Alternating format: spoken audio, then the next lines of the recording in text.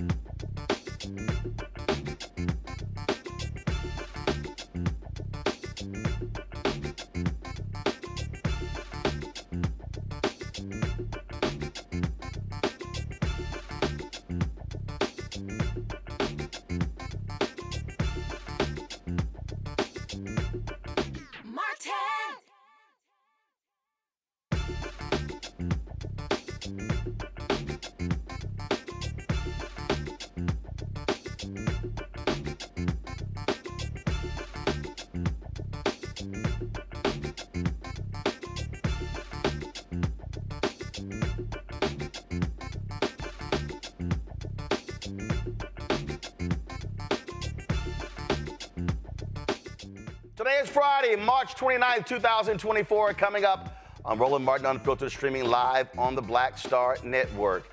Black Hollywood is mourning the loss of one of the finest actors of his generation. Oscar winner Lou Gossett Jr. passed away in Malibu. Tonight we will celebrate his life right here on Roland Martin Unfiltered. Texas finally getting it right. An appeals court has reversed Crystal Mason's conviction and the 5-year prison sentence for illegally voting in the 2016 presidential election. Crystal and her attorney will be with us to talk about this long-awaited decision. This nightmare is finally over. Tennessee House Speaker Republican Camron Sexton says Democrats had some backdoor dealings with dismantling the Tennessee State University Board of Trustees. We'll show you the video. A Michigan State lawmaker mistakes buses of NCAA basketball players as illegal invaders. These white Republicans are crazy. And a Minnesota scholarship named after George Floyd is being called discriminatory. I told y'all they're coming after everything. It's time to bring the funk on Roland Martin Unfiltered on the Black Star Network. Let's go. Whatever the miss, he's on it. Whatever it is, he's got the scoop, the fact, the find. And when it breaks, he's right on time and it's rolling. Best believe he's knowing. Putting it down from sports to news to politics. With entertainment just for kicks, he's rolling. It's on go, roll, roll, y'all. It's Roland Martin, yeah. Rolling with Roland now. He's funk, he's fresh, he's real, the best, you know he's Roland Martin now.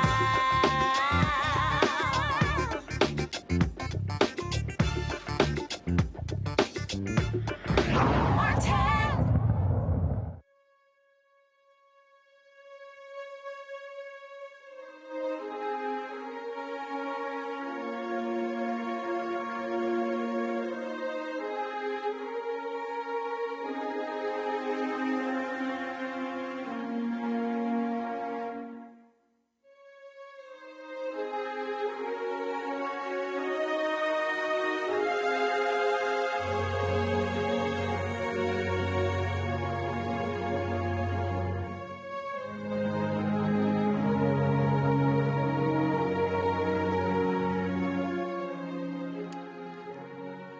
Folks, we've lost another entertainment giant, Lou Gossett Jr., the first African-American man to win a Best Supporting Actor Oscar for his role in An Officer and a Gentleman.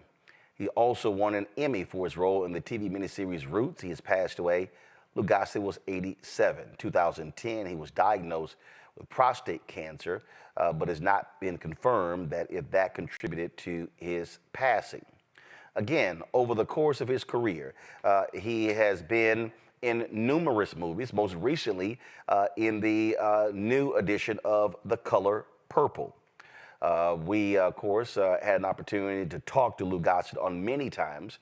There are so many different movies that he played in, TV shows that he played in, you name it. This was some of what we talked about when we talked in December 2022 on Rolling with Roland on the Black Star Network. It's nice to be this age. Very grateful to be unscathed, broken legs and stuff, you know, and all my sports injuries.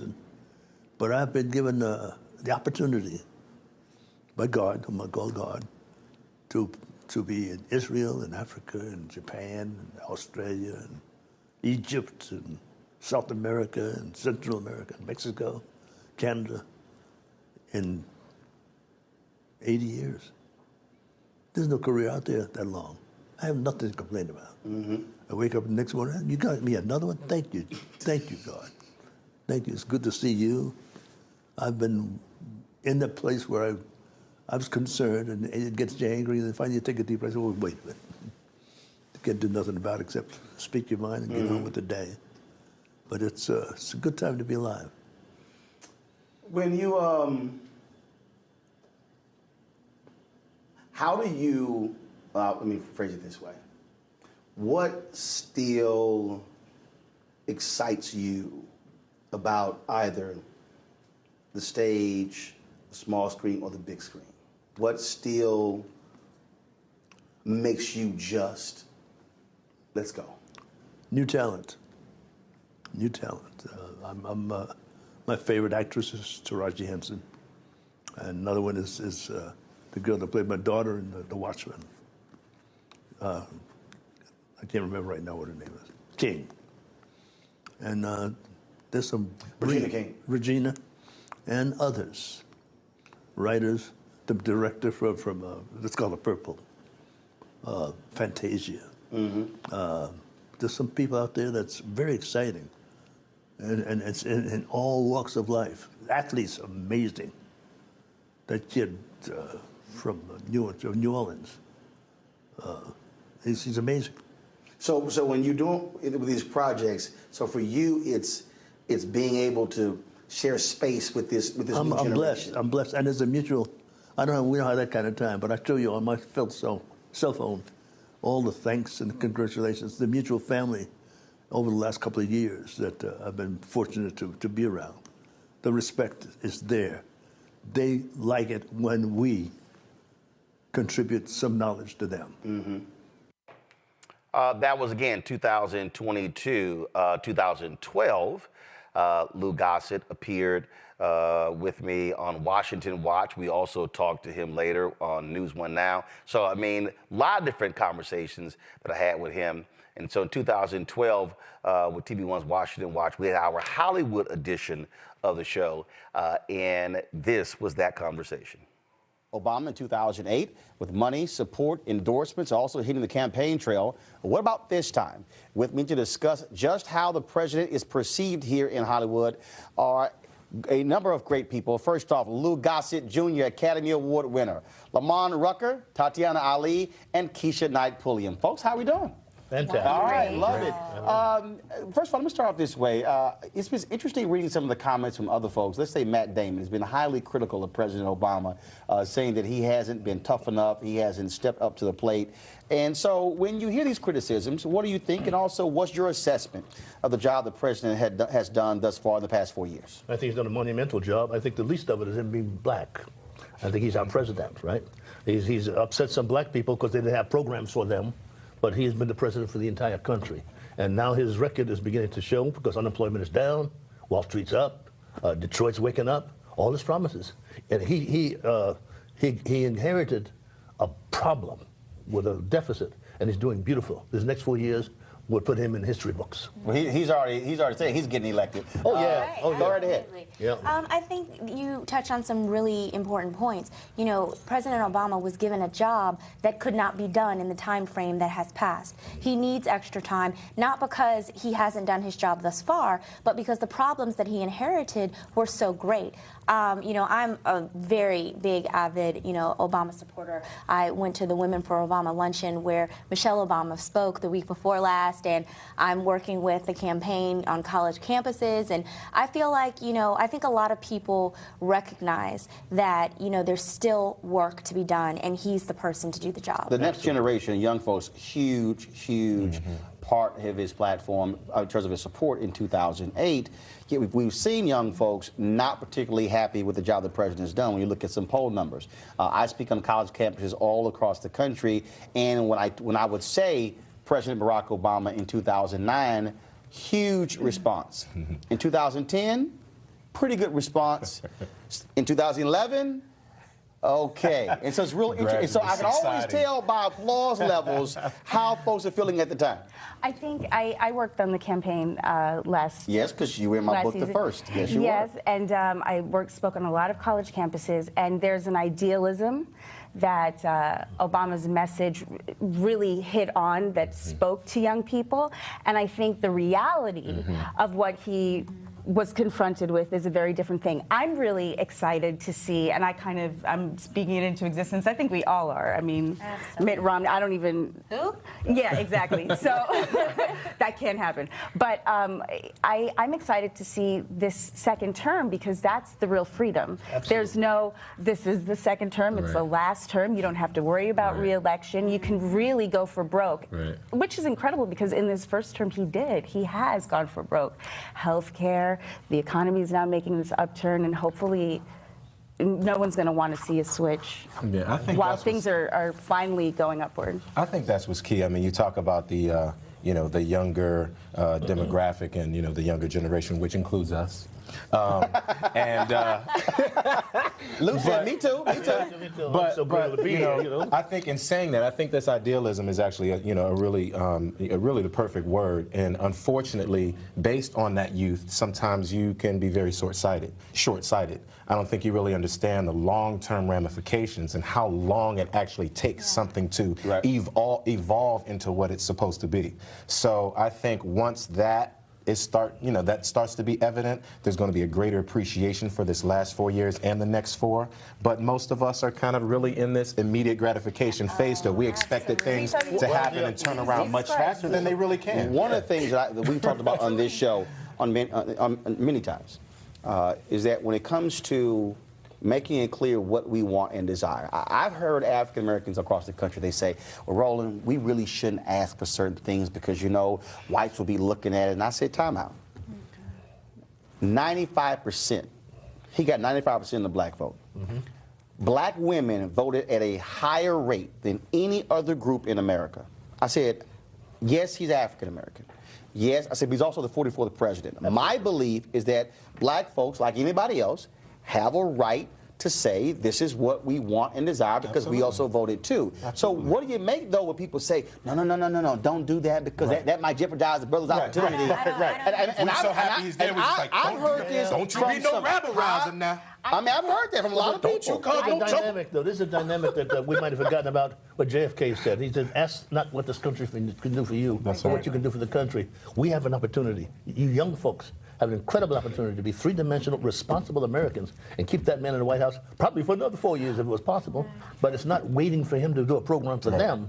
It's the modicum of America, regardless of who you are, is what you can do for the country. And that's what got him in there in the first place. And that act brings the country together. There's been so much pushback from Congress. It's been such a war in Washington that, I mean, you literally see our president waging war against, or Congress waging war against him. And he's traveling. He's had to go the route of traveling across the country and trying to mobilize support for the things that he's doing. What that means is that African American women, whatever segment you think you're in, we should be mobilizing and give him the pressure that he needs to get things done, to be able to go into Congress and say, look at what your constituents are saying. They agree with me. Change our perspective because this is our country. It isn't, those people over there. No, we all make up this country and it is all ours and we have to take ownership of that and understand that when we vote, we are putting people in office to represent our voice.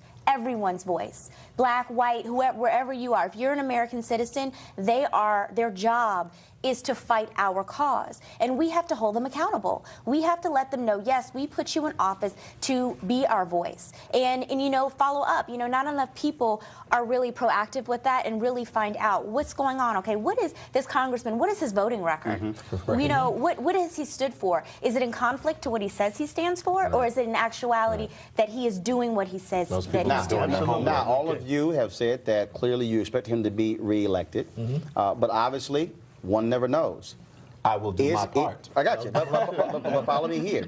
But isn't it also important for black folks to demand that Republican candidates speak to our community as well? Because if they happen to be elected, they will also be president, as you said, of the entire country. So the Republicans have to come to the plate. Haven't quite come to the plate yet because it's in the DNA. They have to make a larger adjustment to speak to us, I believe, because that's the way it's been for generations. The Democrats don't have to make such a adjustment because they have more African-American representatives. But the Republicans, you're absolutely right, have to be sensitive enough and compassionate enough to speak to us. But in the meantime, we have to be in that place where they can't do anything else but speak to us with the truth. Gotcha. That's our job. Final comment. The job of the young folks. 10 seconds. Yeah. I don't see, I mean, honestly, the Republicans have put themselves in such a corner with Tea Party ideology and morality that I think that's a really difficult turn for them to make, and I don't know if that's going to happen. It is, but it must be made, though. It is, but I will tell you this. The way that it's made Right. is by showing up and them having to respect the fact they're coming out. They're going to vote. That's right. And that's the only way. Your vote counts. And if they don't believe it, they're not going to worry about I've made you. the point very simple. Whoever the nominee is, that person should come on TV One, come on this show, speak to black folks. That's right. Because you want to be the president, come round the you way. talk to You us. got to come through the That's change, right. baby. Be real and You got to come through the change. I'm out of time. Luke Gossett Jr., always a pleasure. Lamont Rucker, thank you so very much.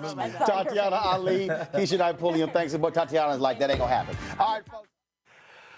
That was a very interesting day because we also had another panel with Richard Roundtree, who we lost last year. So two giants we've lost in back-to-back years.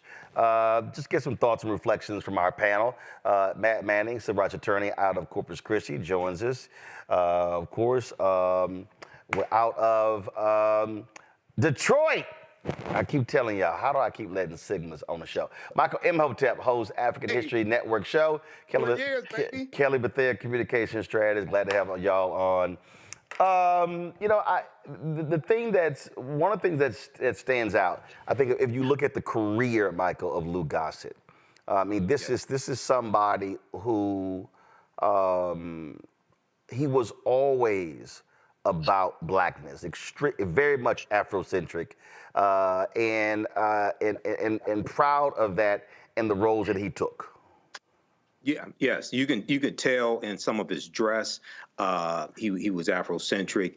I saw numerous. He had over 100 TV appearances, number one. That's Diggstown that you're showing right there. It looks like that was Benny Urquidez, who's a martial artist, also kickboxing champion. They showed who's the referee.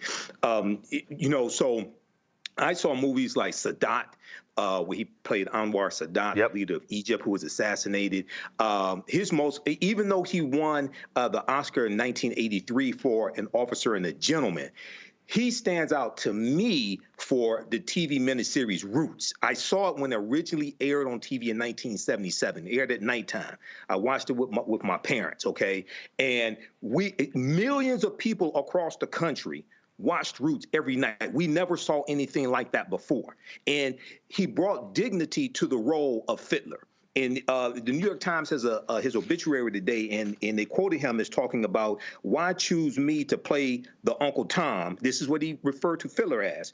And he went on to say that but he came to admire the survival skills of forebears like Fiddler, he said, and based the character on his grandparents and a great-grandmother. So this is a brother who we saw on two roles on Good Times. We saw on The Jeffersons, and also he had a short-lived TV series in 1989. I think it was Gideon Oliver. This is him on The Jeffersons. Very versatile actor.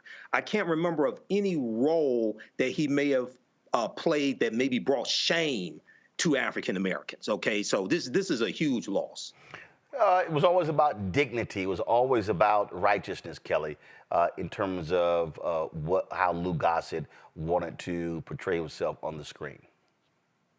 Absolutely. To Michael's point of always portraying roles that show dignity, no matter how possibly controversial he may have found them out to be. One of my favorite roles, and Frank, probably the first time I was exposed to Lou Gossett Jr. was his role in Raisin in the Sun. He was portraying the love interest of the daughter, and he, if I recall correctly, was the more politically correct love interest of the daughter, and there was conflict there as to who was blacker and who was, more for their people, et cetera, et cetera. And when I looked at that, when I was studying Raisin in the Sun, I gravitated to his character because I have a lot of people in my family, myself included, who had to struggle with that internal dialogue myself.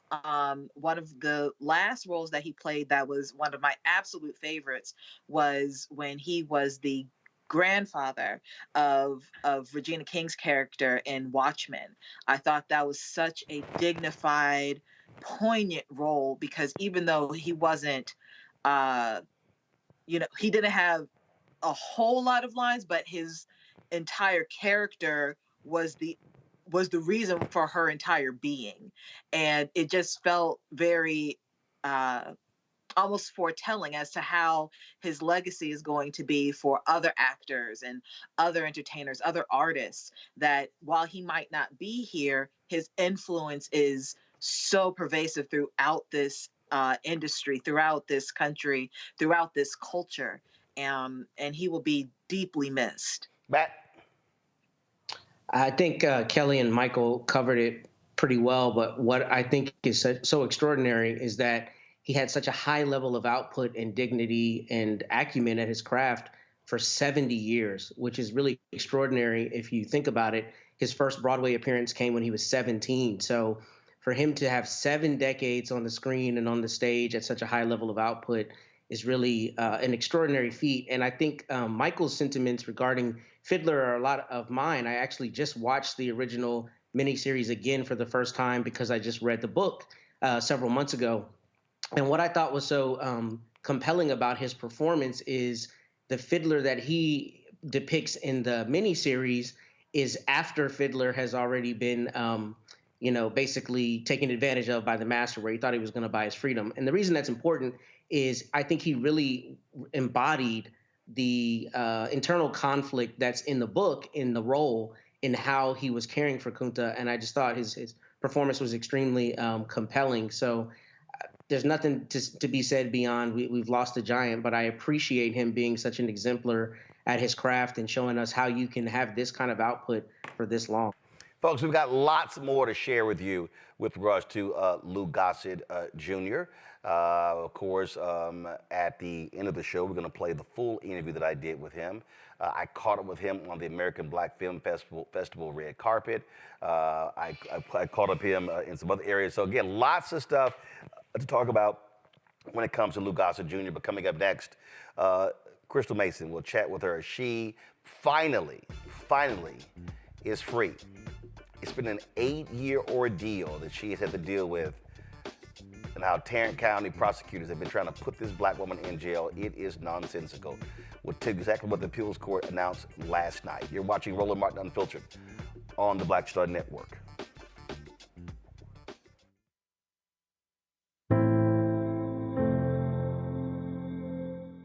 This is Attorney Demario Solomon Simmons. I'm a national civil rights attorney. I'm also the founder and executive director of Justice for Greenwood.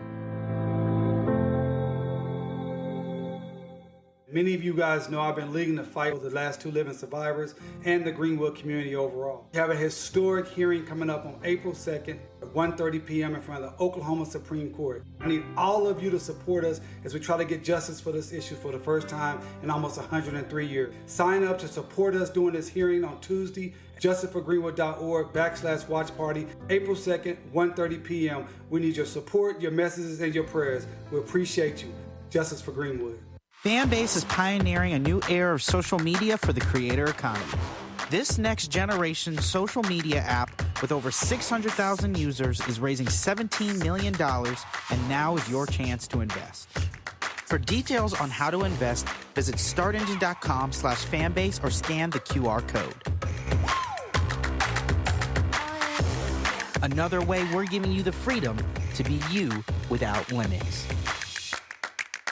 As bad as Trump was, his economy was worse, and Black America felt it the most. He cut health insurance while giving tax breaks to the wealthy and big business. He stoked racial violence, attacked voting rights, and if reelected, vowed to be a dictator and, quote, get revenge. We can't go back. As president, I put money in pockets, creating millions of new jobs, and capped the cost of insulin at $35 a month. There's a lot more to do, but we can do it together. I'm Joe Biden, and I approve this message. On a next, A Balanced Life with me, Dr. Jackie. People can't live with them, can't live without them. Our relationships often have more ups and downs than a boardwalk roller coaster, but it doesn't have to be that way. Trust your gut. Whenever your gut is like, this isn't healthy, this isn't right, I don't like the way that I'm being treated. This goes for males and females. Trust your gut, and then whenever that gut feeling comes, have a conversation. Knowing how to grow or when to go. A step-by-step guide on the next A Balanced Life on Black Star Network.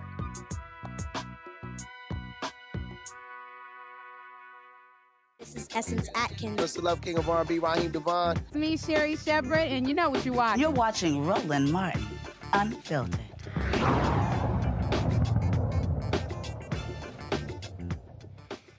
Folks, we have been covering this story for years. In fact, the first episode of Roland Martin Unfiltered, we talked about Crystal Mason, what she has endured in Texas.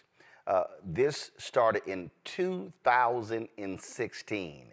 That's how long this case has been going on. When she tried to vote in the election, she, bottom line is, didn't realize that she could not vote. Folks, they have been pursuing her to send her to prison since 2016.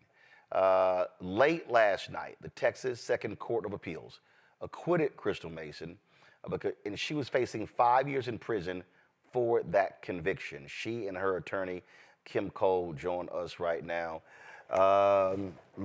Crystal, free at last. Yes.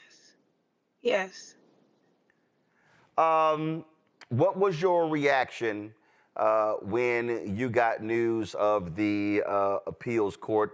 Because they heard it a year ago. So you've been waiting for this decision for a year, and it came down late last night. Yes. When I heard the news from my attorney, ACLU, gave me a call, I was overwhelmed, filled with joy, just thanking God for carrying me through this long 7 years. This journey was very rough. And I'm just so grateful right now. I'm just thanking God every step of the way, because I know this wouldn't happen if it wasn't from him. So that's where I'm at. I'm just so grateful right now. I'm so thankful for all the support that I have had on this journey. Thank you, Roland Martin. Thank you for covering my story every time you had a chance. Thank you. Kim, absolutely. I mean, look, it was a case that it was nuts from day one. And the stuff that they put you through. And for people who don't know, you were out, you had served time in federal prison, you were out, and as a result of this, you had to go back to federal prison as a parole violation, correct? Correct. As a supervised release violation, yes. My supervised release in my trial in 2018, he testified on the stand and said, no, we never told her she couldn't vote. No, she never signed anything. I was doing everything I was supposed to do. I came out and been productive in society, raising my business, my kids and everything. And I went to fill out a provisional ballot because I believe I had the right to vote. And I was sentenced to 5 years. And from that, Judge McBride determined that I should go to prison because I caught a new offense. And they sent me back to prison for 10 months and gave me another 24 months on supervised release. So you were on supervised release, you have to go back in for 10 months, then they added 2 years to that. Correct, yes. And so, again, you had a job, you had a home, so now it completely disrupts your life. You come out, and then when you come out, Tarrant County is still trying to pursue you. Correct. Absolutely. Kim, here's what, again, it just befuddled me from the beginning. That her ballot actually was never cast, correct? It was never counted. Right. It was never counted. No. But it was like, I mean, these prosecutors in Tarrant County, they took such a hardcore position. It was like, no. We gonna make an example out of this black woman. Well, Roland, that's what the prosecutor said in his summation at the trial. He specifically requested that the judge send a message to the voters and to sentence Crystal to a stern prison sentence. Roland, make no mistake, the court's ruling today could have been made years ago. It could have been made in that courtroom the same day she went to trial. The judge ruled that the evidence presented in Crystal's case did not add up to her knowing that she was not eligible to vote. We've been saying that the whole time, Roland. Have we not? Yeah. She didn't know.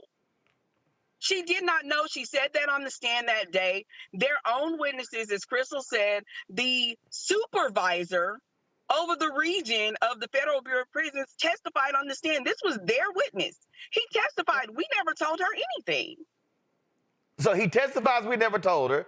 She doesn't know, and they're like, damn that. We're sending her to prison. It was to send a message, Roland. Tarrant County is one of the largest. Matter of fact, I believe it's the only urban red district in this country. Yep. And their motto is to keep Tarrant County red. Period. It doesn't matter if an innocent woman has to go to jail. They had an agenda, and they wanted to send a message to the voters of Tarrant County. That's what the DA specifically requested. But Roland, what they got, the message that was sent wasn't the message that was received. Mm-hmm. It ignited a fire in Crystal, and she, as well as almost every member of her family now, are deputized to register people to vote. There you go. Crystal, how did it make you feel when we kept seeing these stories, like this one right here, where a Georgia Republican Party official voted illegally 9 times, and all he got was a $5,000 fine? It saddened me that you actually had people that really committed crimes. You actually had people that actually voted. You have people that voted twice, 2-3 times up under somebody else's name, and yet they were looked over. So I know exactly what the purpose was. Yeah, I mean, here's an NBC story. Brian Pritchard, first vice chair of the Georgia Republican Party and a conservative talk show host, was fined $5,000 for voting illegally and registering to vote while serving a sentence for a felony conviction. Pritchard was also ordered not to commit further violations, to face public reprimand for his conduct, and to pay the state elections board investigative costs. They basically did this here. For you, this man voted 9 times. Huh. For you, it didn't even count. They said, stick this woman in prison. Roland, you don't even have to look to Georgia. In the same county, there was a judge who forged signatures to get his name on the ballot in Tarrant County. And he got off with probation. Wow. Same county. And let's not forget, this is the same county where the affluenza teen case came out of. A young man committed several crimes, stole alcohol, stole a vehicle, killed 4 people, and got off with probation. And Crystal, you were in 2016. What Kim was talking about, go to my iPad. That judge, that happened 2018. Mm-hmm. Yep. Unbelievable. So Kim, is it all over? Or no, it's not over. It's not over. Oh no. Is they must. Oh, you talking about the criminal case? No, right. The criminal case. Okay. The criminal now, case. Can Tarrant County appeal this decision? They can. They better not. Because they did that before. They made the wrong decision years ago when we first appealed it, right? We had to appeal their decision. The Texas Court of Criminal Appeals came back and said, yeah, you might want to take a second look at that because that's not what the law says. The law says that she has to know that she's not eligible to vote. And they upheld her conviction, saying that it was enough that she knew that she was on supervised release. That doesn't even make any sense. Who doesn't know their own circumstances? Right. That's silly. So that's the standard they applied. So the Court of Criminal Appeals sent it back down. They remanded it back to the Second Court of Appeals, who made their ruling last night. They sent it back and said, you guys might want to take a second look at this because you applied the wrong interpretation of the statute. Even though the statute clearly says that the person commits the offense if they vote in an election or attempt to vote in an election, which the person knows that he or she is not eligible to vote. You said it's in there. You said the person has to know. You said this is not over. What's next for y'all? Oh, absolutely not. Absolutely not. Tarrant County cost Crystal and her family years of, I would almost call it a terroristic act. She was a political prisoner for a while because she had to go back to prison. Yep. And this was all behind a political ploy. So Tarrant County owes Crystal Mason. And y'all gonna sue the county? Oh, absolutely. Absolutely. Crystal, there was a brother in Houston who voted in 2020. He waited 6 hours in line. Yeah. They arrested him. He was found hadn't done anything wrong. He said this year, I'm not voting again. He was so traumatized by that. He says, I'm not voting again. Ron DeSantis in Florida had the cops arrest a number of formerly incarcerated people. And all of those cases were legally voting, and all of those, and they were told they could vote, and every single one of those cases were thrown out. Do you believe that this is an effort by Republicans in Texas and Florida and elsewhere to send a chilling effect and to scare any person, but especially any black person who had previously served time in prison or jail? Absolutely. That's exactly what it was.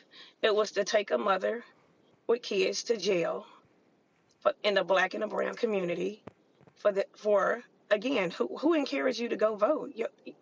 Your mother, your grandmother. They instilled that in you. So, of course, that's exactly what they did, because that would make somebody say, oh, no, I'm not going to go vote, and I can possibly go to jail, leave my kids, my family. So that's exactly what they did. And I'm just grateful for the outcome, to let people know that don't let my story, took 7 long years, but don't let my story discourage you, but encourage you to go to the polls, because our votes matter.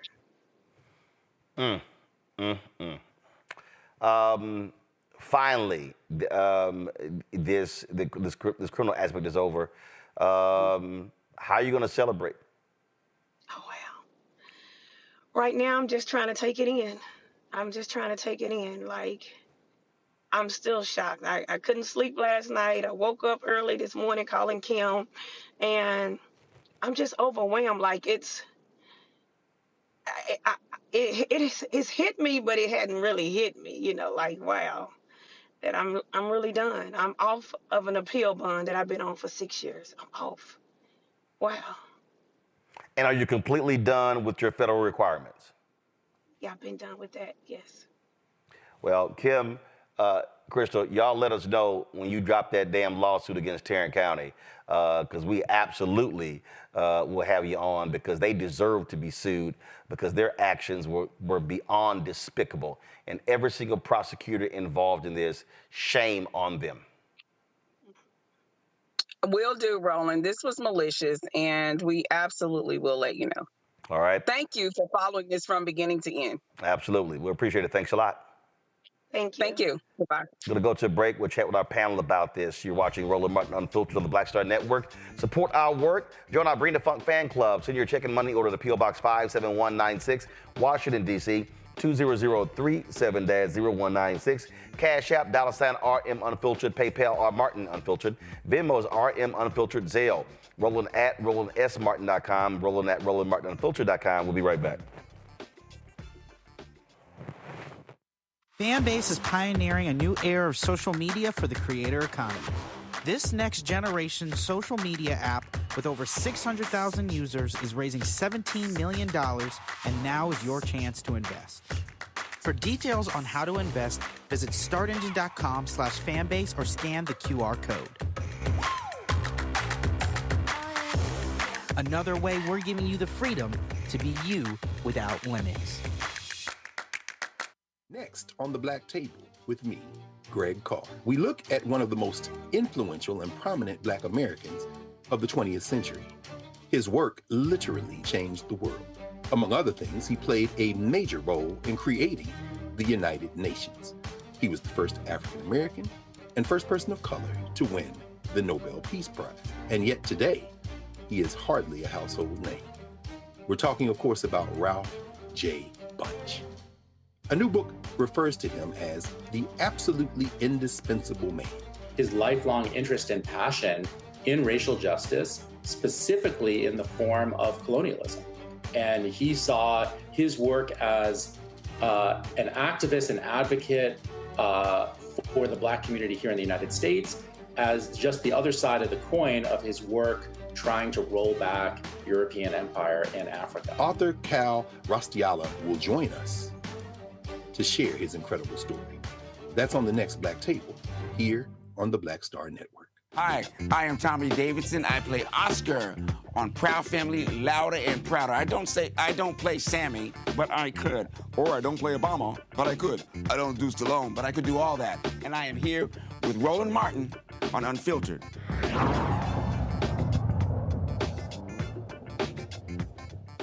Folks, welcome back to Roland Martin Unfiltered. Let's go to my panel. Matt, I'll start with you. If there's anybody, Matt, who should be targeted in re-election, is this man right here. This is Phil Sorrells. He is the district attorney for Tarrant County. Every Black person in Tarrant County should be campaigning against this man, because he could have easily said, y'all, enough is enough. Listen, we messed it up, but bottom line is she went to federal prison for 10 months on a violation. Why in the hell are we trying to pursue 5 damn years for a ballot that never even got counted?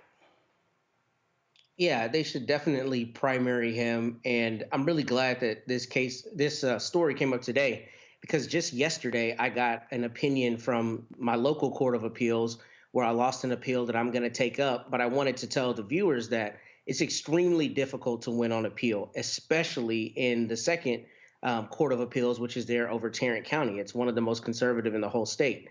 So what happens on appeal most of the time is the judges on appeal are looking to see whether the judge below made a mistake. And what I'm so happy that Ms. Cole mentioned is that, you know, they actually lost on appeal at the first level. Now in Texas, we have 2 Supreme Courts essentially. We have one that's all civil called the Texas Supreme Court, and one that is all criminal called the Texas Court of Criminal Appeals. So what's important about this is the highest level criminal court in the state of Texas said that they used the wrong law and the evidence was insufficient. They sent it back, and the lower court of appeals found the right decision. What's so remarkable about that is it's very, very difficult to win on appeal. What's also remarkable about this is that there was ever a conviction. This is a case every day of the week. A prosecutor who has their eyes open should recognize not only could they not prove this case, but they don't have the requisite evidence that she didn't know. And obviously the testimony corroborated that. And what's scary about this is if they want to make a political statement, they can completely sacrifice all decency and just run you through the ringer as they did her. Now, I'm glad to hear that her attorney said the word malicious, because what I thought is the way this lawsuit will likely be brought is a malicious prosecution lawsuit and or a selective enforcement lawsuit under the 14th Amendment, because it's pretty clear that in this very county, you have other people who have engaged in the same alleged conduct who have not received anything punitive at all, let alone punitive to this extent. So hopefully they're successful in that lawsuit. And I'll tell you, those are difficult lawsuits considering all the immunities that prosecutors and judges have. But the larger principle is, you know, one, they climbed the mountain and they won an extremely difficult case that they should never have had to be a part of. But 2, it's scary that despite all our systems of checks and balances and purported rule of law following, if they want to get you and they're out to get you, they will do what they can to get you.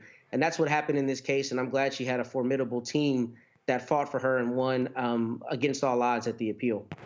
I mean, this was absolutely malicious prosecution in every regard, Kelly. I mean, it just made no sense. I mean, literally, the man testifies, we never instructed her that she could not vote. She did not know. They were like, yeah, whatever.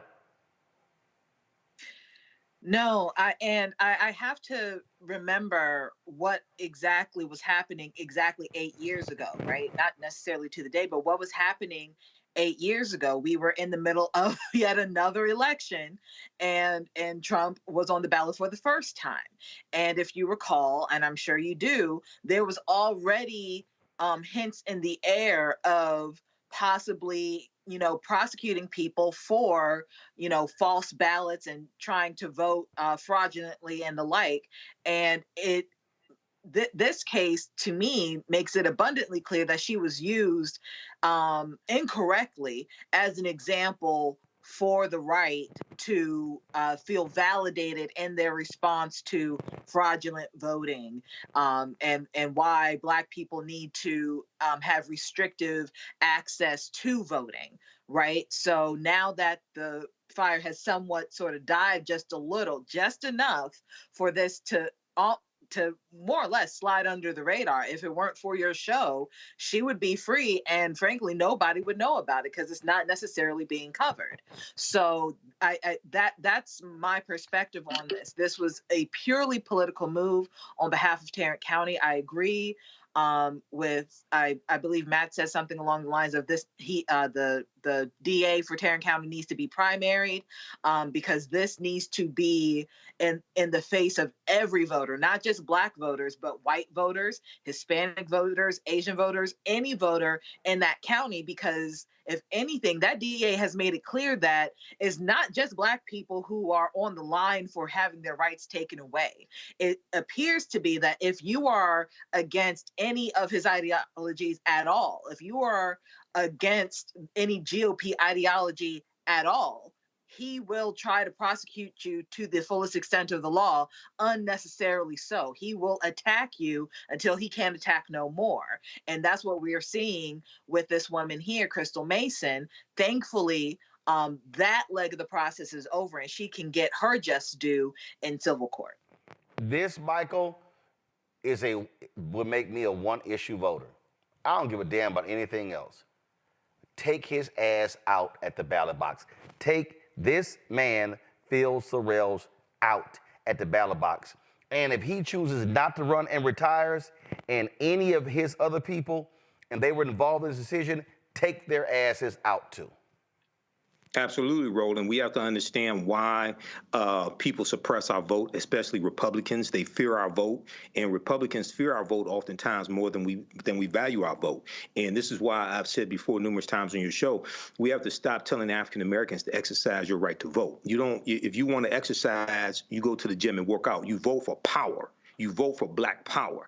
And historically, you've had, in these former Confederate states, they've put impediments in the way of the 15th Amendment because they feared African Americans voting these people out of office and having political power. In the 1940s in Texas, they had what we'll call all-white primaries. The Democratic Party was given power by the state legislature to have all-white primaries and exclude African Americans from the primaries. This led to the U.S. Supreme Court case in 1944 of Smith versus Allwright that was won by Thurgood Marshall on behalf of Lonnie E. Smith, and the U.S. Supreme Court ruled that all-white primaries were unconstitutional. So there's a deep history of this in Texas. And then when you talked about the article from NBCnews.com, Brian Pritchard, first vice chairman of the Georgia Republican Party, a judge ruled that he voted illegally 9 times. Now, this is the same guy who spread claims of widespread voter fraud in the stolen election in 2020. And this guy voted illegally 9 times. You can't make this stuff up. This is why these people have to be defeated each time at the ballot box, including in 2024. This is about self-preservation. Absolutely. And again, this woman, I mean, just imagine you serve time in federal prison, you get out, you're on supervised released, you're with your family, you're in a home, you got a job, and then this happens, and then they go, oh, no, you got to go back to federal prison. 10 months. Added 2 years. Then when she gets out of federal prison, they still pursue her to throw her in state prison. I mean, it is beyond me. And I'm telling you, Matt, every black person and every person of conscience in Tarrant County should be completely motivated in the next election to say, Phil got to go. Yeah, I'm with you completely. I mean, it's abhorrent what they did to her, and what's so sad about it is, frankly, I think they probably thought, look, she's a felon from having been in the federal system, and one, she's a black woman, so we know that they were targeting her, right? And that's just what evidence shows here. But I bet they felt like they, had cover, because here, in fact, in the judge's opinion, they talked about how her prior conviction was something relating to an alleged fraud or something. So they were claiming that her testimony may not have been considered credible. But the reason that all of that is hogwash is because they had evidence from people involved in the process who testified they hadn't told her she could not vote. And what's so problematic about that is in Texas, we actually have laws that relate to the restoration of former felons' rights, but also the possession of guns. And a lot of those laws are written very nebulously. I've literally had clients come to my office before who were getting off of parole or off of supervised release, and they just could not understand whether the law empowered them to do certain things because the law is written poorly.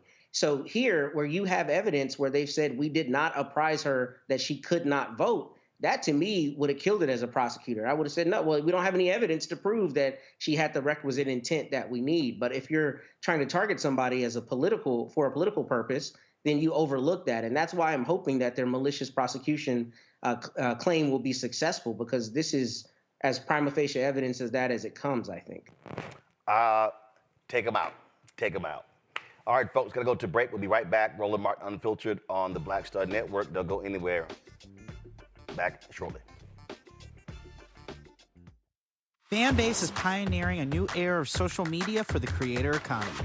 This next generation social media app with over 600,000 users is raising $17 million, and now is your chance to invest. For details on how to invest, visit startengine.com/fanbase or scan the QR code.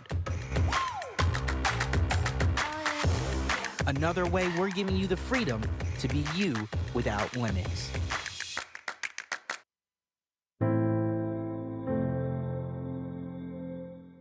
This is Attorney Demario Solomon Simmons. I'm a national civil rights attorney. I'm also the founder and executive director of Justice for Greenwood. Many of you guys know I've been leading the fight for the last 2 living survivors and the Greenwood community overall. We have a historic hearing coming up on April 2nd at 1:30 p.m. in front of the Oklahoma Supreme Court. I need all of you to support us as we try to get justice for this issue for the first time in almost 103 years. Sign up to support us during this hearing on Tuesday, justiceforgreenwood.org/watch party, April 2nd, 1:30 p.m. We need your support, your messages, and your prayers. We appreciate you. Justice for Greenwood. I'm Faraji Muhammad, live from LA.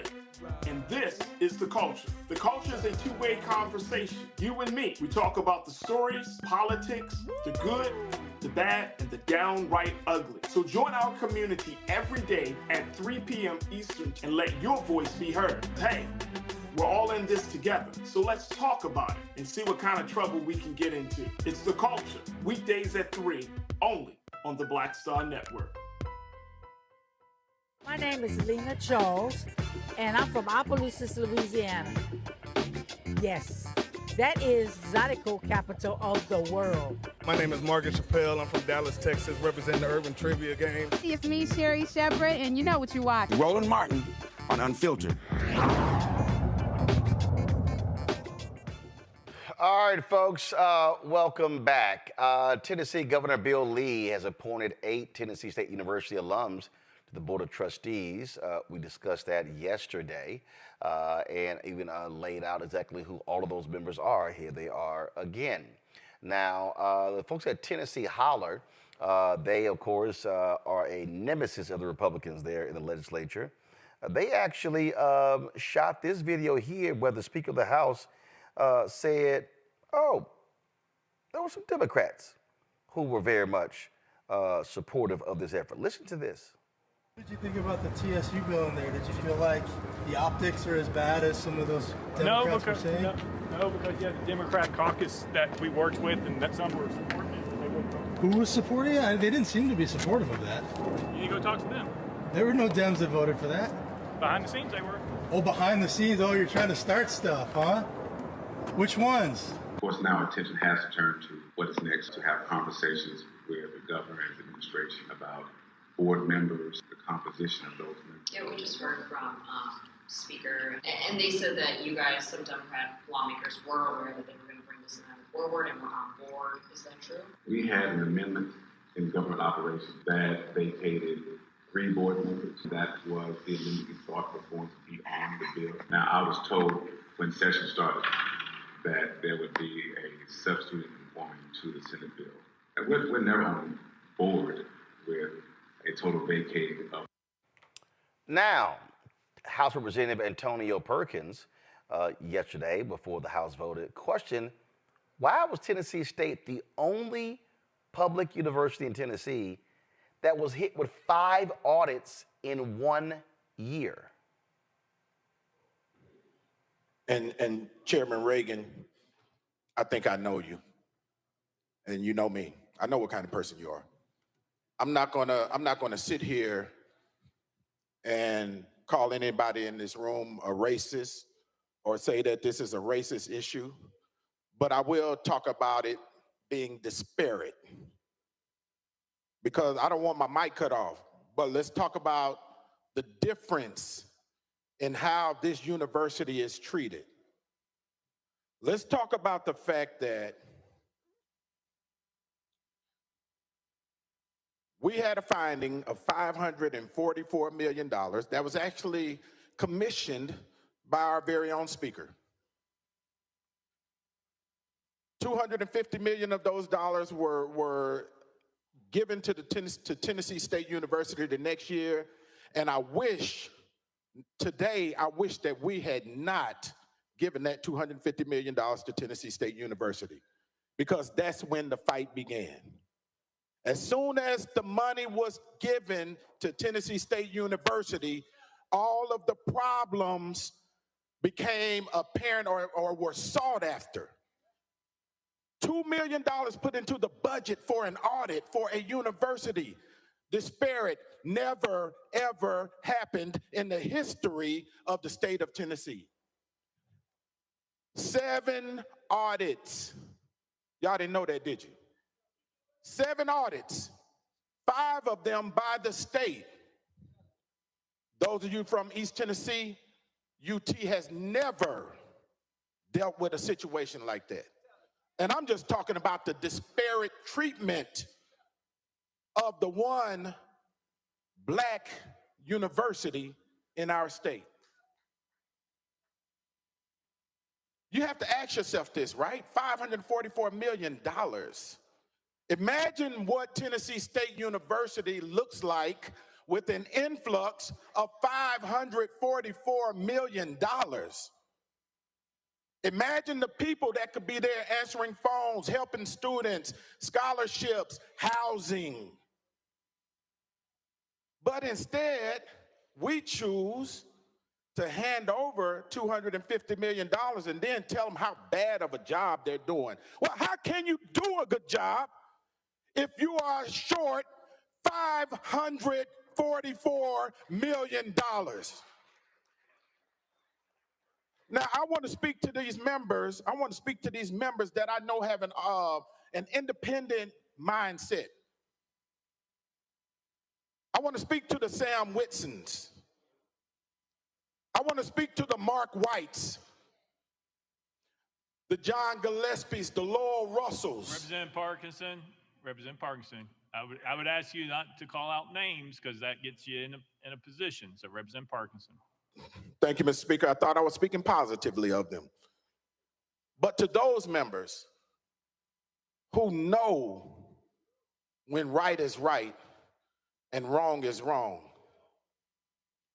who will speak to the disparate treatment of our HBCU, our one land grant institution that we know has not been treated properly. Then we turn the tables on them and say, you didn't get this corrected in the correct amount of time.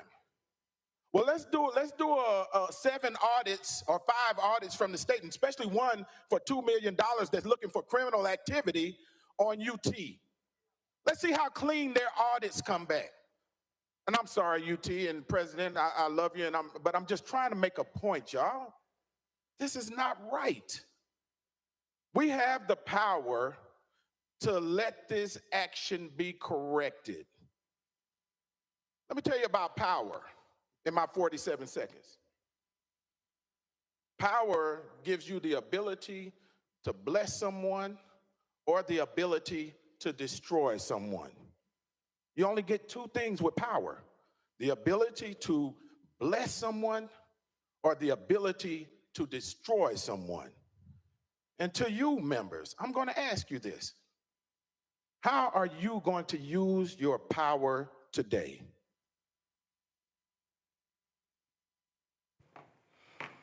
Let's go to our panel. The thing, we discussed this yesterday, Matt, and we've been talking about it all week. First of all, folks, we're going to be broadcasting live from Nashville on Monday. You can go and show the graphic.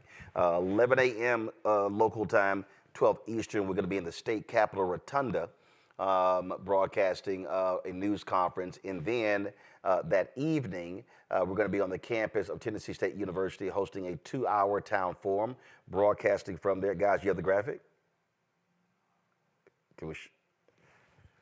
All right. So we're going to be there broadcasting. Our goal, of course, is to highlight these issues and to speak to the issues. Again, everybody's invited. It's open to the public that evening. We'll be on the campus, again, of Tennessee State. And so look forward to that conversation. Matt, you heard the representative there, Representative Parkinson, talk about they had a committee 2 years ago that showed that Tennessee State had been underfunded to the tune of $544 million. Then in September, the Biden-Harris administration sent letters out. Education Secretary Cardona and Vilsack, Ag Secretary, stating that a number of HBCU land grant institutions in about 16 states, frankly, had been cheated out of $13 billion in land grant money. In Georgia, the Black Caucus there sued Georgia. Fort Valley State, for instance, they said was owed $603 million. And I said yesterday to Tennessee Representative Harold Ford, and he said, well, we were hoping we'd get this taken care of in the budget. I'm sitting there going, no, you got to sue them. I think there should be massive lawsuits in every single state where you have a public HBCU where they have been cheated out of this money. Story like this about Florida, and I think it was FAMU with a similar issue where they've been cheated out of money for decades. And that's what's so horrible about this, is that they've underfunded this school for a very long time and are hyper fixated on trying to find issues there, despite the fact, in one of the articles that I read, that the University of Tennessee, at Knoxville, apparently had some of the same housing issues and some of the other issues that have been attributed to TSU and its audit.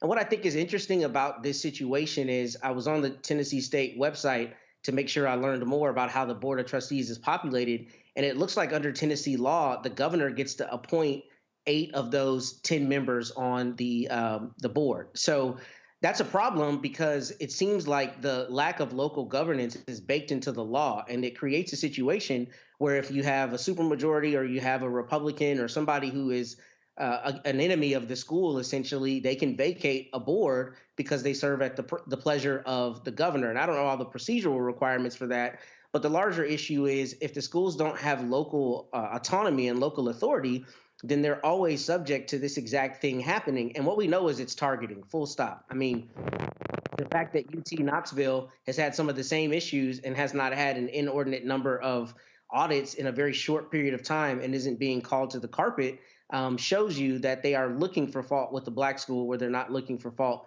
with other flagship universities. But I think part of the issue is going forward, there needs to be a recalibration of how the schools can even govern themselves. And I know there are probably similar mechanisms in other states and similar board of trustee type situations, but the problem is Tennessee State needs to be able to govern itself. And the problem is with Bill Lee now being able to put in all 10 people on this board, or rather all 8 of them, I think that are appointed by him. And then there's one other member that's populated, I think, by the school, a faculty member. That allows him to control, and Republicans, frankly, to control Tennessee State's future going forward. So there are multiple issues at play here, and I think it's called the Focus Act. And if I were a Democrat in Tennessee, I would be working nonstop to repeal that so that the local schools have local autonomy. The thing here that I am trying, and we've been sounding this alarm, Kelly, and every HBCU where Republicans have a supermajority, they had better prepare themselves, because Republicans are going to repeat this kind of crap here all across the country, and especially all across the South. Absolutely. And I would go a step further and say, even if you have an HBCU that is not in a GOP stronghold, I would still urge those HBCUs to fight to make sure and ensure that they have self-governing capabilities, because politics are politics. There's no guarantee that your governor will always be an HBCU advocate. So you need to prepare yourself to make sure that anything that comes your way, you have solid footing, and you won't be swayed one way or the other. But what I will say regarding Tennessee specifically, it is astounding to me how the $500 million that they have not yet received. That's how underfunded they have been. And yet they have some of the most incredible alumni in the world. They have some of the best students on the planet right now. The education that people get at TSU and every HBCU is bar none. And the fact that we have a history of being underfunded, the fact that we have a history of being disenfranchised and overlooked and underfunded across the board, and yet you still have this legacy of excellence. Can you imagine if we actually were funded, if we actually did get our worth?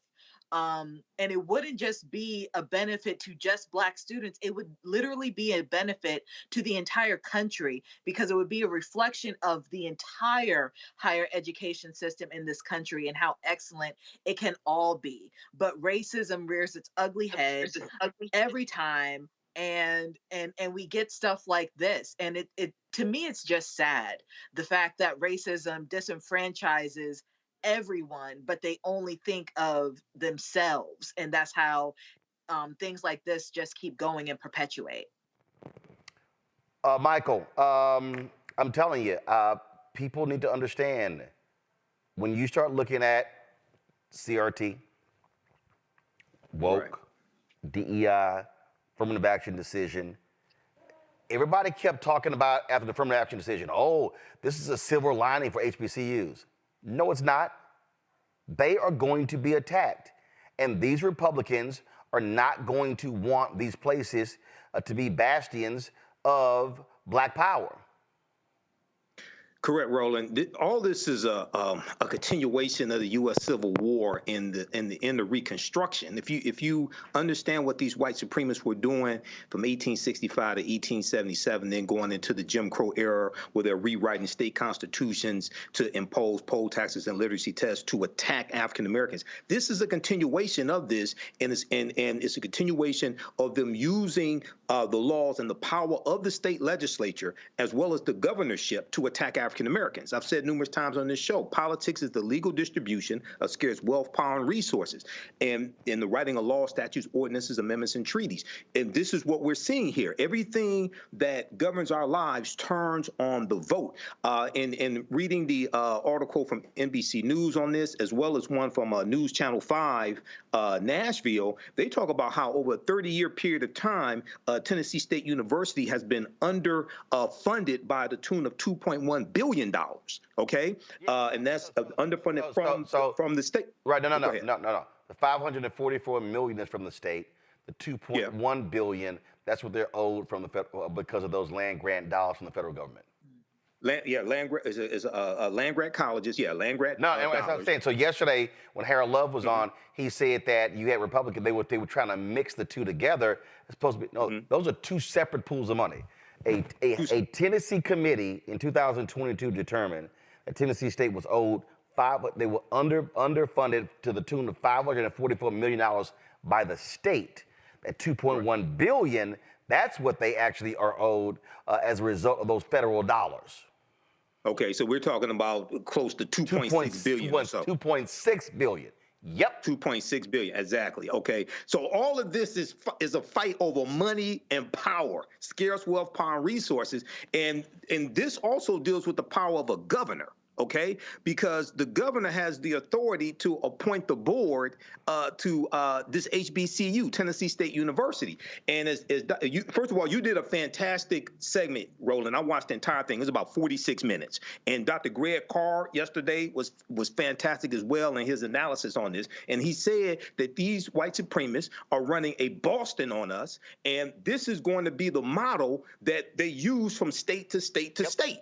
So this is why we have to fight back. This is about self-preservation. I keep letting folks know that this thing is real. So folk need to understand it's happening now. While that happened, the governor also signed a bill repealing police traffic stop reforms made in Memphis after the fatal beating of Tyree Nichols by Memphis cops in January 2023. GOP lawmakers pushed this bill despite pleas from Nichols' parents to give them a chance to find a compromise. Lee's signature means that the law outlaws so-called pretextual traffic stops, such as for a broken tail light and other minor violations, that law is immediately rendered null and void. Lee agreed with Republican lawmakers who said Nichols' death needed to result in accountability for officers who abuse power, but not new limits on how authorities conduct traffic stops. And this is what we talk about, and the fact that they did. I mean, this is all because, Matt, they have a supermajority, and they can do whatever they want, and it doesn't matter what Democrats have to say. Yeah, that's exactly right. And it goes back to the same point I made earlier about local control and divesting Memphis, a Democratic stronghold, of its autonomy. But what I think is especially insidious about this particular bill is the messaging that they're trying to advance. And what they're saying is, yeah, the officers who engaged in this need to be held accountable, but we don't need to take away officers' ability to do what they think is right on the street. And they're trying to sell that as though it gives officers more freedom to make, the stops that they think are appropriate in enforcing the law. But what it's really saying is we think the people in Memphis, one, can't do something that is, a justice reform measure where you're going to stop officers from being able to use pretext stops, which is one of the biggest issues in policing, pretext stops, where they pull you over for some minor infraction to try to search your car or do some other thing, and a major arrest ends up coming out of it, right? That happens all the time where they use a pretext to stop you. So not stopping the police officers in Memphis from doing this sends a message to say, one, we don't think you can govern yourselves, and two, we're going to give police officers carte blanche to do whatever they want, even if it is shown that those pretext stops don't correlate with a large number of felony stops and are racially divisive and racially discriminatory, which we know that they are both in Tennessee and across the country. So I think the messaging especially is problematic here because the people of Memphis elect their representatives, and those representatives have the autonomy to decide what is best for their community. And that is normally what we hear conservatives trumpet in all of the state houses where conservatives have a supermajority, including here in Texas. So it's interesting that they turn back on their own word and ideology when it's advantageous for them to do so, despite crowing this all the rest of the time. The crazy thing for me, Kelly, is you got people who don't even live in Memphis, who are not from Memphis, who are now telling Memphis what they can do. And I guarantee you those same Republicans will be mad as hell if Memphis are telling them what to do in their city, in their county. Well, sure, but if anything that the GOP is good for, it's hypocrisy. So what's good for the goose isn't always necessarily good for the gander as far as they're concerned. If it's good for them, it's good. If it's good for somebody else, it's bad, and they don't want that to happen. So I echo Matt's sentiments, but really this boils down to a power grab, a disenfranchisement yet again of people of color in that jurisdiction, and trying to maintain what little power they still have and have an attempt to grow that power so that they don't come back into this situation. But hopefully with voting, with vigilance, some things can turn back around. We say it all the time, Michael, why voting matters. You've got Republicans in Louisiana, that MAGA Jeff Landry, now the governor. Now they want to rewrite the state's constitution in 2 weeks. People better understand what happened when you stay your ass at home. So all y'all people sitting there talking about, I'm going to go ahead and stay at home in November. Okay. You're a damn fool. You're a damn fool and don't understand history. Go back to 1898 when Louisiana rewrote their state constitution. They imposed poll taxes, literacy tests, a grandfather clause, but they also imposed a 9-3 clause for criminal court cases, so that if you were found guilty in a criminal court case, it didn't have to be unanimous. It could be 9-3. And they did this specifically, when you go research this, they did this specifically to nullify any African Americans that were on a jury, because it was legal for African Americans to serve on juries in Louisiana in 1898. So they did that so that if African Americans on the jury found that an African American defendant was not guilty, 9 white people found them guilty, guess what? You're guilty and you go to prison. Then decades later, it was switched to 10-2. It was made unanimous somewhere around 2018, okay? So this is a legacy of that Jim Crow era. Your understanding of politics is directly related to your understanding of history. When I hear people talking about not voting, staying at home, they are trying to wipe us off of the political chessboard. They're doing it at the state legislature level. They're doing it at the local level. They're trying to take back the White House, keep the House of Representatives, and take back the Senate. And then if you study what the Heritage Foundation is trying to do with Project 2025, okay, they're trying to repeat the same game that they ran in 1980 with the first Reagan administration. The Heritage Foundation, this right-wing think tank, they put out a book that contained 2,000 policies that they wanted enacted by the Reagan administration. The Reagan administration enacted 60% of those policies: downsizing government, reversing policies that were beneficial for African Americans. They're trying to do the same thing again because it worked, and we still haven't figured this out. This is why voting is so important, but you have to understand history, economics, law, and politics, and how all this comes together. Hold tight for 1 second. When we come back, we're going to talk about folks now targeting a scholarship named after George Floyd. Y'all, I'm telling you, anything out there for black folks, they coming after it. You're watching Roland Martin Unfiltered on the Black Star Network. Fanbase is pioneering a new era of social media for the creator economy. This next generation social media app with over 600,000 users is raising $17 million, and now is your chance to invest. For details on how to invest, visit startengine.com/fanbase or scan the QR code. Another way we're giving you the freedom to be you without limits. As bad as Trump was, his economy was worse, and Black America felt it the most. He cut health insurance while giving tax breaks to the wealthy and big business. As president, I put money in pockets and capped the cost of insulin at $35 a month. There's a lot more to do, but we can do it together. I'm Dee Barnes, and next on The Frequency, Beyonce has always been country.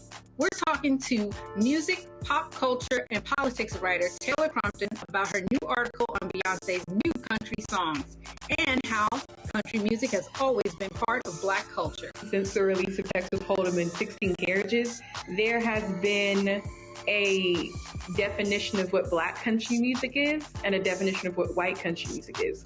White country music historically has always won the awards, have always got the certifications. Black country music has not. This is a conversation you don't want to miss. That's next on The Frequency on the Black Star Network. Hello, I'm Paula J. Parker. Truly proud on the Proud Family, Louder and Prouder on Disney+. And you're watching Roland Martin, Unfiltered. Well, white conservatives strike again. This time they're going after Minnesota's North Central University's George Floyd Memorial Scholarship for young Black students. A legal complaint filed by the Equal Protection Project with the Department of Education's Office of Civil Rights says that the scholarship violates Title VI of the Civil Rights Act by exclusively qualifying for Black students. The law prohibits intentional discrimination based on race, color, or national origin in any federally funded program or activity. Here's the scholarship's description. Thank you for your interest in the George Floyd Memorial Scholarship. The George Floyd Memorial Scholarship provides a way to invest in a new generation of young Black Americans, poised and ready to be leaders in our community and our nation. We believe that the George Floyd Memorial Scholarship will enable North Central University to increase our number of Black students who will impact the learning environment in a positive manner. Diversifying our learning environment is key to being a university that looks and acts like heaven. Well, guess what? These are the requirements here. But let's just be real clear. These folk here, they ain't Christian. They don't care. And bottom line here is, Michael, and I keep warning people. I keep warning them. If it's any program to help Black people, oh, these white racists coming after all of them. Yes, they are, Roland. And this is a continuation of the conversation that we had with the sisters who founded the Fearless Fund and the lawsuit that white conservative Ed Bloom filed. Now, I know they're citing Title VI of the 1964 Civil Rights Act. I guess they're citing Section 601, non-discrimination in federally assisted programs, which makes race-based programs illegal. If people go to archives.gov and read the 1964 Civil Rights Act and look at Title VI, Section 601, it explains it there. Now, what the distinction that I need made, are these federal funds, Roland, or are these like funds from another source? Because the 1964 Civil Rights Act, Section 601, deals with federally funded, federally assisted programs. Well, they're claiming because this university receives federal funds, there can't be a scholarship that targets African Americans. Matt? So, Michael kind of got right where I was going to go. I think it's a matter now of changing the strategy. And I think that schools who want to provide a scholarship like this need to have a link on their website that shows all the available scholarships. But the money has to come from a completely private entity, private endowment, or private foundation. Because what's problematic about this, I read the Title VI complaint, and I have a case adjacent to a Title VI complaint right now. And it's exactly, from my understanding, what you said. It is an organization or an entity that receives federal funding. If they're discriminating in the benefits of their programming, then they're in violation of the law. And what makes this very tenuous legally is the case from last year, Students for Fair Admissions versus Harvard. They've actually cited that case in their Title VI letter to the Department of Education Civil Rights Office. And what it says in that case is it says that even if the motive is essentially a positive one, i.e. to empower people of a particular protected class, here, Black Americans, it runs afoul of the law. And the problem is, I don't think they're wrong, at least as it relates to the letter of the law. So now it's incumbent on us, people who are trying to support Black students particularly, to find ways around that. And frankly, that has to be completely private money that's doling out these scholarships that is not in any way, adherent to the federal funding or receiving federal funding. And that's what I see as the problem here, because they're trying to use it as both, a sword and a shield, essentially, in saying, well, if you are saying that we're discriminating by not allowing enough black students in, or, as it relates to admissions programs, then anything that is just for black people is something that runs afoul of the law. And the way the law is written, I think there is a little bit of a hole there. So I don't know how to do that beyond strategizing and putting the money in a pot that has no federal funding whatsoever. Kelly? No, I echo the sentiments of Matt here. I immediately thought of the scholarships that I have received in the course of my academic work. And because I went to an HBCU, or was from an HBCU going into other academia, there were scholarships in place, again, almost completely privately funded, that were targeting people of color in very unique ways. So it wasn't that white people couldn't get them, but you had to be where black people are in order to get them, that being an HBCU. So if you like Matt said, you have to be strategic in this regard in order to get what you need.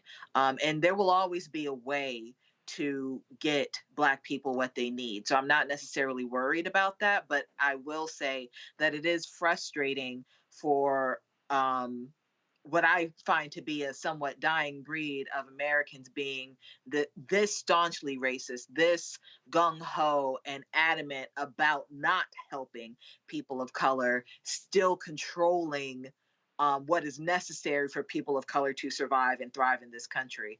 Hopefully, like I said, this dying breed will die off sooner rather than later. But in the meantime, strategies will come into play to make sure that we have what we need. Indeed. Michael, Kelly, Matt, I appreciate y'all being on today's show. Thank you so very much. Folks, when we come back, we'll continue our tribute to the late, great Lou Gossett Jr., who passed away last night at the age of 87. You're watching Roland Martin Unfiltered right here on the Black Star Network.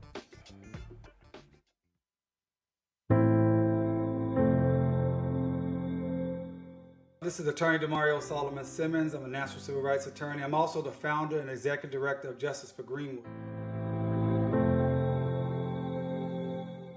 Many of you guys know I've been leading the fight for the last 2 living survivors and the Greenwood community overall. We have a historic hearing coming up on April 2nd at 1:30 p.m. in front of the Oklahoma Supreme Court. I need all of you to support us as we try to get justice for this issue for the first time in almost 103 years. Sign up to support us during this hearing on Tuesday, justiceforgreenwood.org/watch party, April 2nd, 1:30 p.m. We need your support, your messages, and your prayers. We appreciate you. Justice for Greenwood. On the next A Balanced Life with me, Dr. Jackie. People can't live with them, can't live without them. Our relationships often have more ups and downs than a boardwalk roller coaster, but it doesn't have to be that way. Trust your gut. Whenever your gut is like, this isn't healthy, this isn't right, I don't like the way that I'm being treated. This goes for males and females. Trust your gut, and then whenever that gut feeling comes, have a conversation. Knowing how to grow or when to go. A step-by-step guide on the next A Balanced Life on Black Star Network.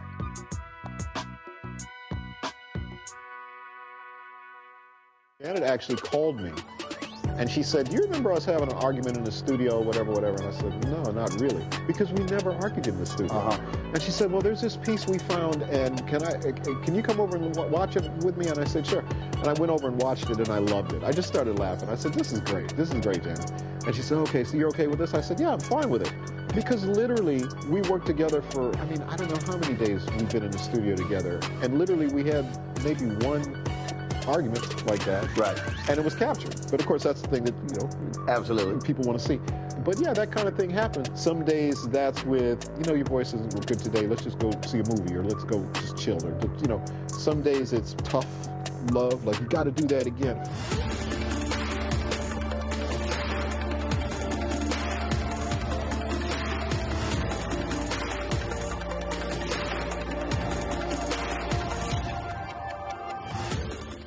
I'm Jo Marie Payton, voice of Sugar Mama on Disney's Louder and Prouder Disney Plus, and I'm with Roland Martin on Unfiltered.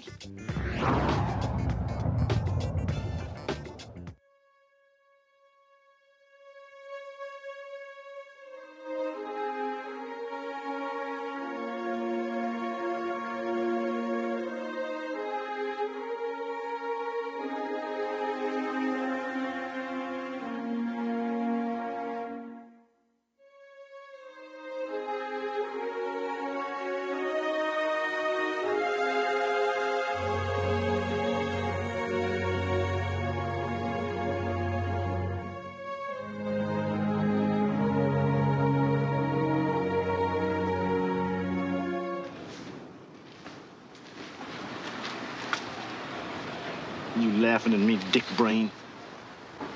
No, sir! You better stop eyeballing me, boy. I'll rip your eyeballs out the sockets and skull fuck you to death. Yes, sir! What's your name, boy? Mayo. Zach Mayo, sir. How did you slip into this program? I didn't know the Navy was so hard up.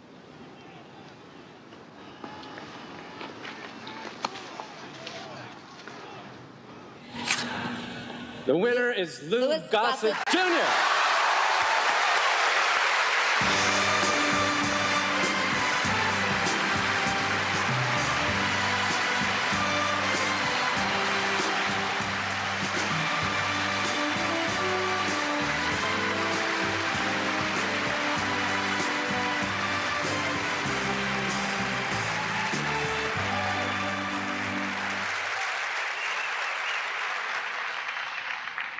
You know, when you prepare a speech, it's no use because it's all gone.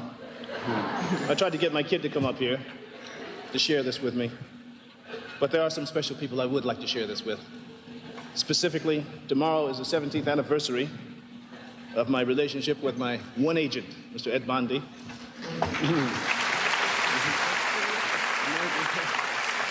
They say marriages don't last. I've got a spirit that guides me, starting with my great-grandmother who died at the age of 117, and my mom and dad, who I know are watching, and my cousin Yvonne, thank you. You make everything fall into place. And all you other four guys, this is ours. Thank you.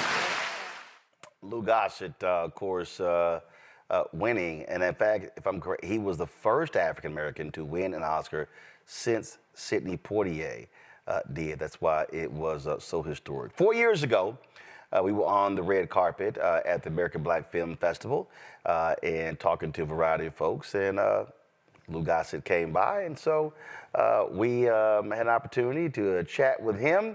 And so we're going to show you some of that conversation. And what's interesting, in that same red carpet, I talked for the first time and only time with Lance Reddick, who passed away last year as well. Here is our chat with Lou.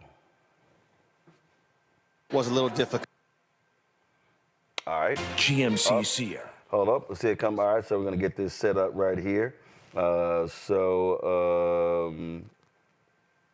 Video, here we go. I think we got it going. I think we got it. All right, here we go. Because, all right, go ahead. Because of loss of John Singleton. And so it's always good to see, about to see him right, talk to him now. It's always good to see my man. How you doing? You looking good. What's that food you're eating? Give me some. Huh? Well, of course, I'm going to kneel down here. I got this I just got this when I was in Ghana in December.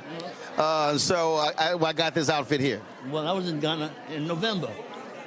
Did you get my message? I didn't get your message. But when you do call me, when you call me, it's like, I need you to call me. It's important. Clip. I'm going to talk to you. I got some stuff to talk to you about. No problem. Hit me anytime. I have a foundation. It's called E-Racism. And now's the time for it to be in action. After we travel around, we see what the situation and the problems are. I think it'll make sense to you. What this is in its year is the accumulation of all the football, all the fights, all the falling off horses, all the punches over a 60-year career. Absolutely. Of course, it's my choice to be like this way.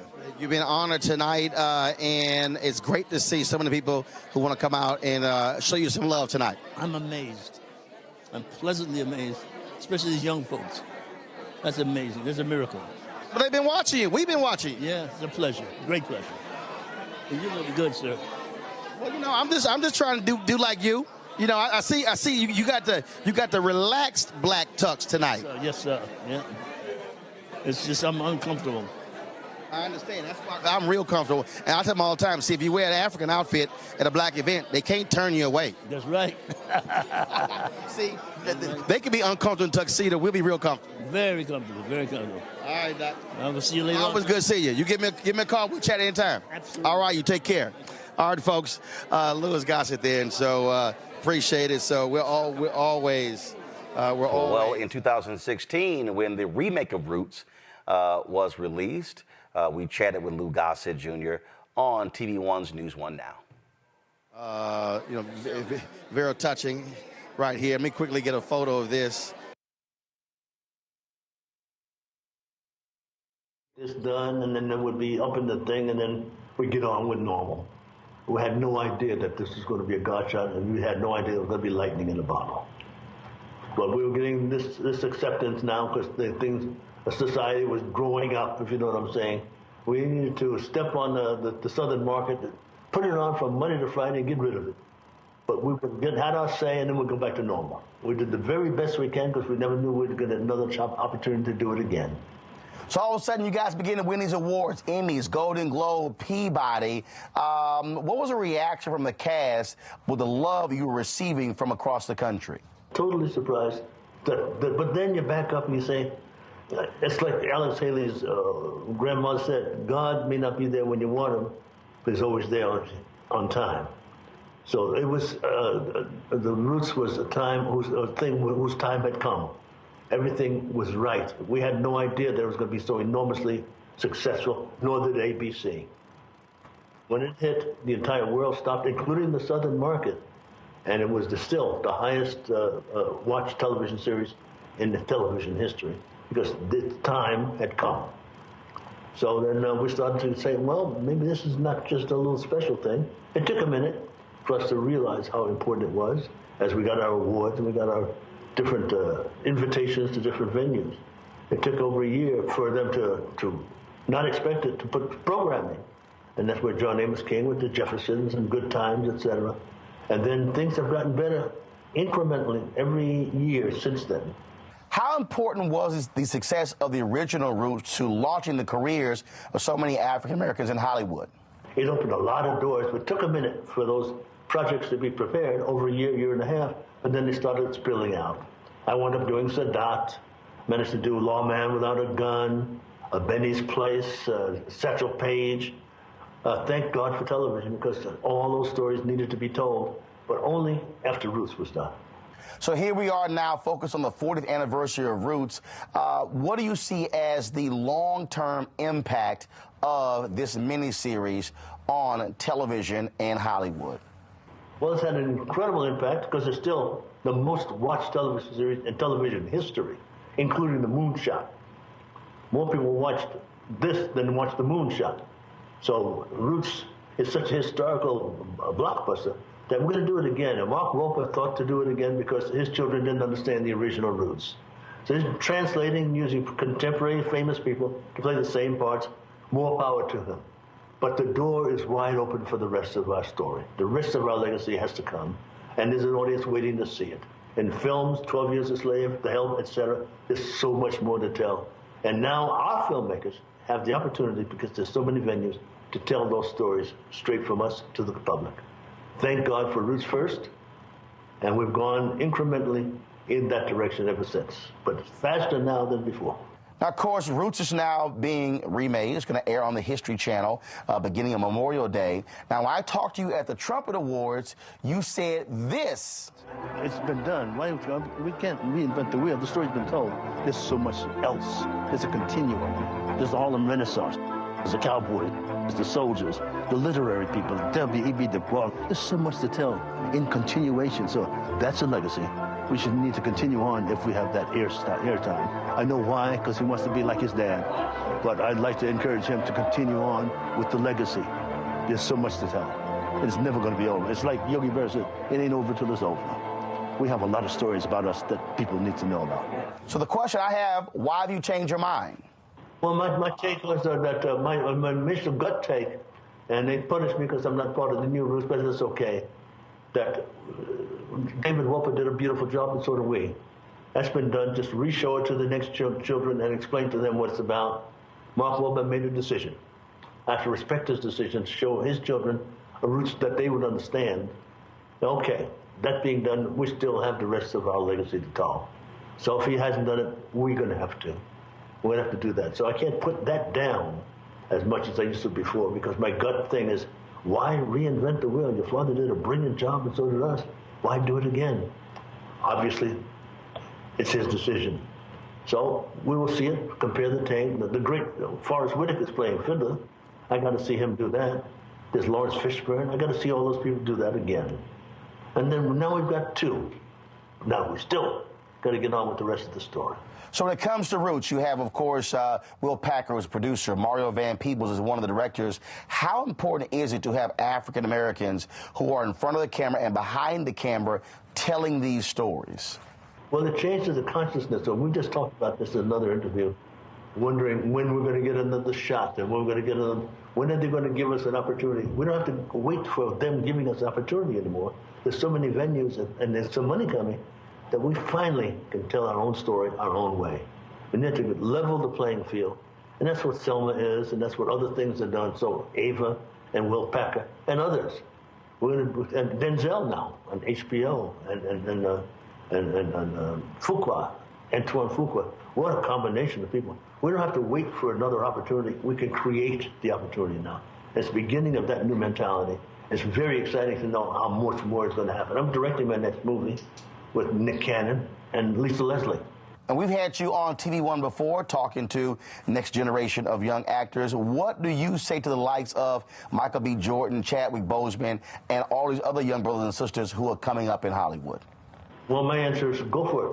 Go for it. There's no such thing as impossible these days. There's so much. All we have to do is prepare properly, and the opportunity will come. No such thing as impossible. You shoot for a 10, you get a 5. That's 5 more than you had when you started. Go for another 10. Go in that direction, and don't give up. All right, Lou Gossett, always good to see you, brother. Take care. Thank you, Roland. Still got my love and respect. God bless. Folks, Roots, the complete original series, is now available in digital HD for downloads from digital retailers and will be released on Blu-ray on June 7th.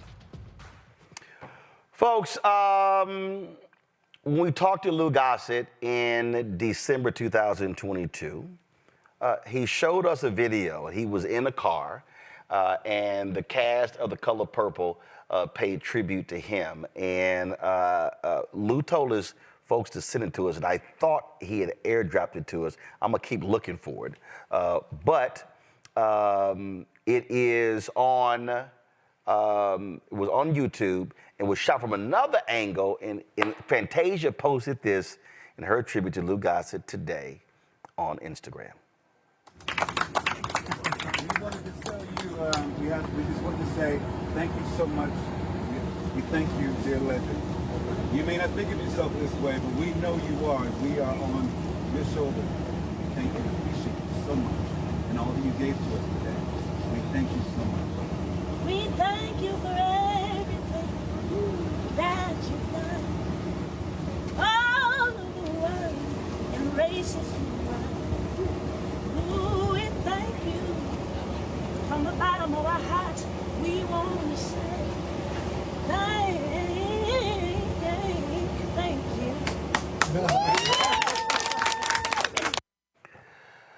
Man, Lou was so moved by that, and he was just, he just thought it was amazing how they paid their respects to him for that. And so we certainly appreciate him and his work. And normally when we do these memoriams, we normally invite a number of artists and others to reflect on them. But because we had so many interviews and interactions with Lou Gossett Jr., we wanted to actually spend the time and show you those. So we're going to go to a break, and we come back. We're going to have for you that one-on-one interview that I did with Lou Gossett, Rolling with Roland interview. I'm so glad he would call me and he would hit me up and he would say, man, we got to sit down and talk. And I was so glad that we finally made that happen in December 2022. And so we'll do that. And so that is it for me. I will see you guys on Monday live from Nashville in our continuation of the tribute to the great Lou Gossett Jr., who passed away at the age of 87. He is now an ancestor. I'll see you on Monday.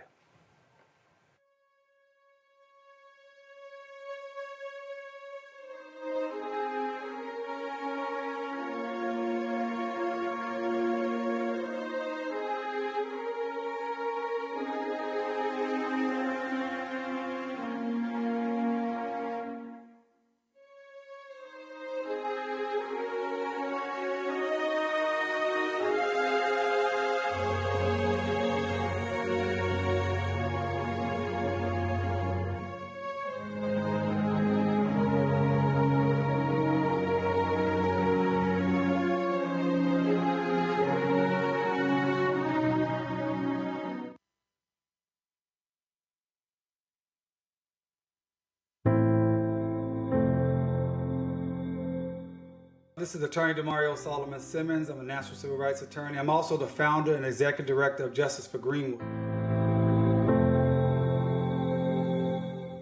Many of you guys know I've been leading the fight for the last 2 living survivors and the Greenwood community overall. We have a historic hearing coming up on April 2nd at 1:30 p.m. in front of the Oklahoma Supreme Court. I need all of you to support us as we try to get justice for this issue for the first time in almost 103 years. Sign up to support us during this hearing on Tuesday, justiceforgreenwood.org/watch party, April 2nd, 1:30 p.m. We need your support, your messages, and your prayers. We appreciate you. Justice for Greenwood. As bad as Trump was, his economy was worse, and Black America felt it the most. He cut health insurance while giving tax breaks to the wealthy and big business. He stoked racial violence, attacked voting rights, and if reelected, vowed to be a dictator and, quote, get revenge. We can't go back. As president, I put money in pockets, creating millions of new jobs, and capped the cost of insulin at $35 a month. There's a lot more to do, but we can do it together. I'm Joe Biden, and I approve this message. Fanbase is pioneering a new era of social media for the creator economy. This next generation social media app with over 600,000 users is raising $17 million, and now is your chance to invest. For details on how to invest, visit startengine.com/fanbase or scan the QR code. Another way we're giving you the freedom to be you without limits.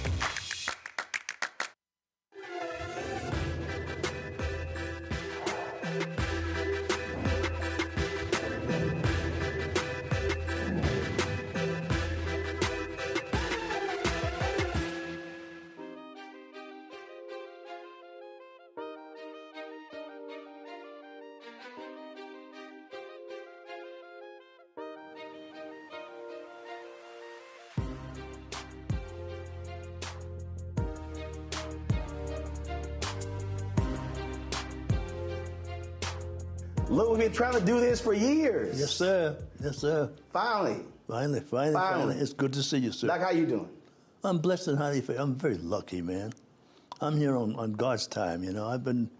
You can look at the length of my career. Started at the age of 17 in 1953. I have a photograph of me and my great-grandmama, who's from down here. Mm-hmm. She had to be approximately, in that photograph, 110. Wow. So she was a slave, so we don't know, I say approximately, because the Bible didn't get started until after the slaves were freed, and her birth was not recorded in the Bible, and she remembers the Bible being started. So the next time I'll show you these photographs. So now I've been doing this since 1953, and this is what year it is now. I'm on borrowed time. I'm on just the longest career that you can think of. Now see, it's interesting listening to you. So I just saw Emancipation. Yes, sir. Yes. Starring Will Smith. Yeah. And it's amazing when we have these conversations with people and they say, slavery was just so long ago. And so for you to say, no, my great-grandmother was a slave. Yes. And I think it's now to our benefit. Because when you travel, like Glenn is traveling now and others will, we get to see the condition of other countries, other oceans, other cultures. And if we believe in God, and a lot of us do, he's telling us if you don't get rid of that stuff that makes somebody superior or inferior and work together for the mutual salvation, everybody's gone. So I walk around talking to the kids with my foundation, which is that one. Mm-hmm. But as an elder, let's go for what it's worth. I don't get into anybody's face, but the truth is the truth. We are desperately needed at our best for the salvation of mankind. I want to talk about that. Just obviously, we really want to go in detail about roots. But I did a video after I saw Emancipation, and it absolutely bothers me when I hear people say, "Look, man, I'm sick of these slavery movies. We're more than that. That's pain. That's black trauma." And my deal is, Jewish folks make it perfectly clear. Of course. Never forget. No, never forget. And I say, I don't care what you say. When I see many of these films, I'm seeing resilience. I'm seeing a fight. I'm seeing never broken. There's no such thing as impossible. And so for me, it's not trauma. It's called history. Yes, it is. Yeah. Now, there's a trick in it, though. And the trick is if you hold on to that resentment, we're the ones that get the cancer. We're the ones that get the high blood pressure. Mm-hmm. So we need to take it and put it aside as we go ahead for the benefit of us all. We just have one of the oldest cultures that's desperately needed for mutual salvation. Mm-hmm. That's the consciousness for us to behave as if we have the keys in our roots to save mankind, right, and be a major contribution to our mutual salvation. That puts us where we belong. I gave a commencement speech to Grambling. Yes, sir.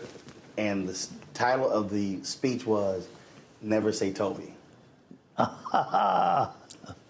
Tony, yeah. And so when I gave the commencement speech, and when I worked in newspapers among the black staffers, I would say that they would be frustrated, they would be upset.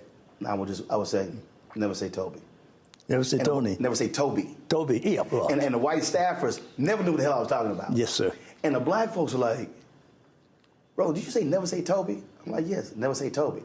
And they were shocked that I would say that, but I was trying to get them to understand, don't let them break you. Yeah, but we're getting to the place where the way we think and feel now is for the benefit of everybody's benefit. There's no enemy. We're together. Otherwise, we're on this 747 airplane, you know, and it's at 30,000 feet, and it's about to crash. The people inside the plane are fighting over who's going to be in first class. Right.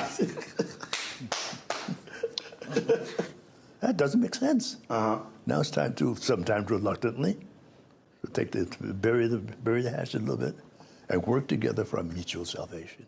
And that one act puts us where we belong. You mentioned consciousness. Yes, sir. And I've said for years, Black America needs a massive reprogramming. Oh, yeah. Deprogramming. Mm-hmm. Deprogramming and then reprogramming, reminding before Fiddler what we came with. We were told to get rid of that stuff. Now that very same thing that we're told to get rid of is one of the things that's most necessary for our mutual salvation. Mm-hmm. The love of God, the pride in the earth, the water, and one another, men and women, women and men, children. There's this child the other day, is in the papers, 12 years old. His voice don't go higher than that. He kills a 13-year-old. And got proud of it. Walking down the street, I got him. That's not us. That's not us. It breaks my heart. That's not the boy I remember in front of the Maasai line in Kenya. Mm-hmm. Or the kid who was from the Ashanti. That's not them. That's not our children.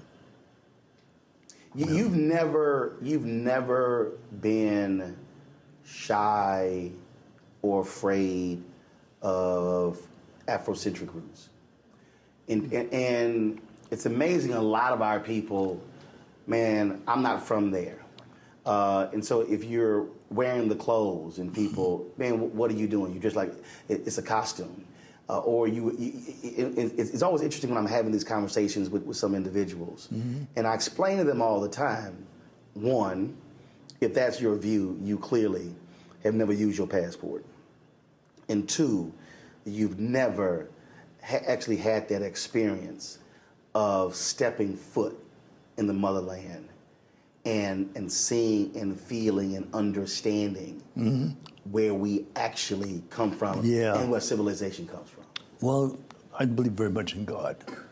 At full circle, tried everything. You know, me and Billy D. Williams, we did all that stuff. You know, up in Harlem and dance and all that. Finally comes down full circle. God's still in charge. He's over in the corner with his arms folded, with a laugh, with a smile on his face. Well, if he's in charge, we're going to come back to the truth eventually. And there's roles that we played back in Africa before we got slavery. And there's a reason why we controlled the planet. We made a lot of mistakes, but we controlled the planet with that system of whatever age, there's something for you to do with the benefit of the whole tribe. Make the bed, gather the beans, we'll get the eggs, and the women would cook. It would go that way until you become a father and then an elder, which is I've become a griot. As long as that's the first order of business, is to feed back whatever it takes, back to the tribe. So everybody, listens. If somebody falls out of line, they stick out like a sore thumb. Now they're all sticking out like a sore thumb. So you can see the difference of what we used to do as opposed to what's happening today. It breaks my heart to see a kid whose voice has not even dropped yet. I shot that. Doesn't make sense. That's not us. That's not us. So for what it's worth, until God calls me, I'm so fortunate to be left alive and it's reasonably healthy to open my mouth like here and everywhere else and say it's more for us to do. We go back to the basics. And the ones who are listening are shining and sticking out like wonderful sore thumbs. The athletes, the actors now. I'm so proud to still be around to witness. Even Will Smith. That is one of the finest actors and gentlemen I know. He deserves to get what he's getting. That was an emotional thing. That's something else. But there's so many of them out there. It's great to be sitting here and listen and watching these kids. Taraji Henson. Boy, there's some good ones out there. They're so good, man. I'm glad that they get an opportunity to grace a sound stage with them.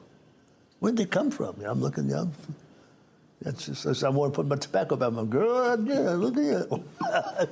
I'm so, there's some young brothers and sisters out here. I'm very proud of them.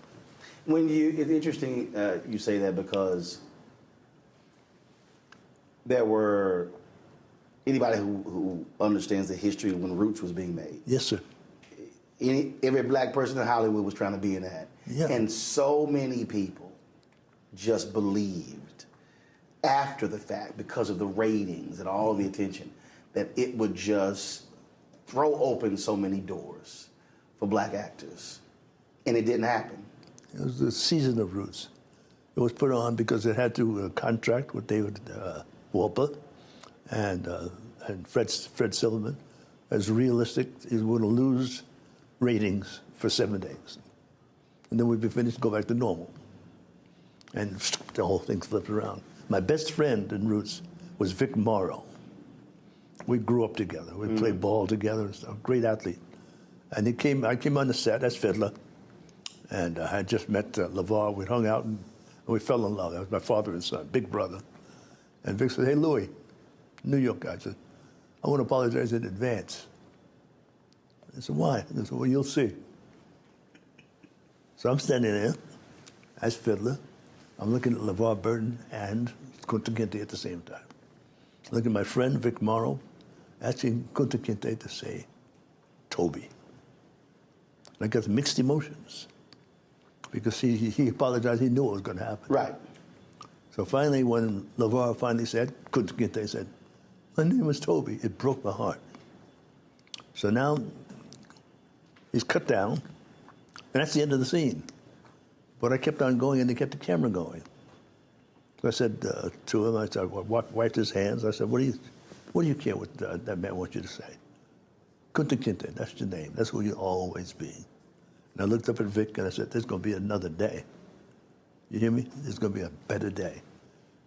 And kind of Vic said in his acting things just like that. There's the double truth in our counterparts. And that's what I pray for on a daily basis, that those men, those Vic Morrows, those James Garners, God rest his soul, those guys, those Marlon Brandos, we're going to put those people together, men and women of all ages, to save this planet from one another. University of Georgia is like that now. It's getting there, after traveling around the world. I don't know if you can notice this. People want to fight, and it's also so good for with the picket signs. But if they win that with the picket signs, that's only half of their success. So it's interesting as you talked about that season of Roots. Yes, sir. And I've had so many conversations, again, with Richard Lawson and Lynn Turman and Bill Duke, Jack Gay and others. And the reason why I think the stories are important and why we have to hear them, so people understand that when they turn that television on today, when they go to the big screen and they see these movies and shows, understand It was a long battle, struggle, fight to get that, to get to even just where we are today. Right. Well, we've got other options now. We can just open our mouth and we're on screen. You know, I'm flirting with the story of Mary McLeod Bethune. Mm-hmm. So I heard about Mary McLeod Bethune's friendship with Eleanor Roosevelt. Mm-hmm. And became real tight real quick because her husband was dying of alcoholism. So she came up one day to the White House, and he was in the wheelchair and with a blanket. And she grabbed the blanket, pulled the bottle, and he went like this, and she said, it's a true story. I'm going to give this back to you, but here's first what I want you to do first. I want you to integrate the armed forces because we're losing the war. And FDR said, no, they're not capable. He said, I don't care what you say. Call Ike. So he calls Ike and says, I want you to integrate the army. He said, those people are not prepared. I don't care. We're going to integrate the war. Tuskegee Airmen, 135th Regiment Armory, Harlem, and 5 others. And so we're going to put them on the world's biggest bigots in the United States Army. It was Patton. So give him the Patton business. I'll take care of that. Leave them to me. North Africa, El Qaim. They get their reputation as chess masters. He was a chess master. He was about to annihilate the British in El Qaim in North Africa. There's one last spot for him to go before he says, charge. A young Tuskegee Airman looked out the window and said, wait a minute, that's the such and such maneuver. Called the tank battalion and said, go to that place and don't give it up. As a result of them not giving it up, they beat Field Marshal Rommel, sent him up through Italy, back to Berlin, calling the people Schwarzes. Where did it get started? The friendship of Mary McLeod Bethune and Eleanor Roosevelt. So when FDR died, Eleanor Roosevelt was responsible for the United Nations, Ralph Bunche, A. Philip Randolph,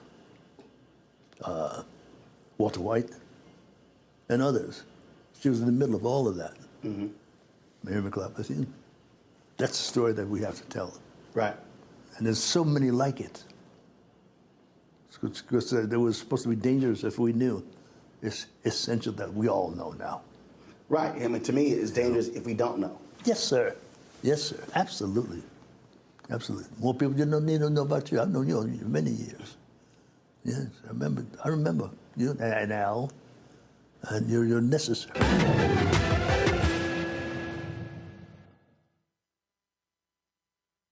Black Star Network is here. Oh, no punch! I'm real revolutionary right now. Thank you for being the voice of Black America. All momentum we have now, we have to keep this going. The video looks phenomenal. See, there's a difference between Black Star Network and black-owned media and something like CNN. You can't be black-owned media and be scared. It's time to be smart. Bring your eyeballs home. You dig?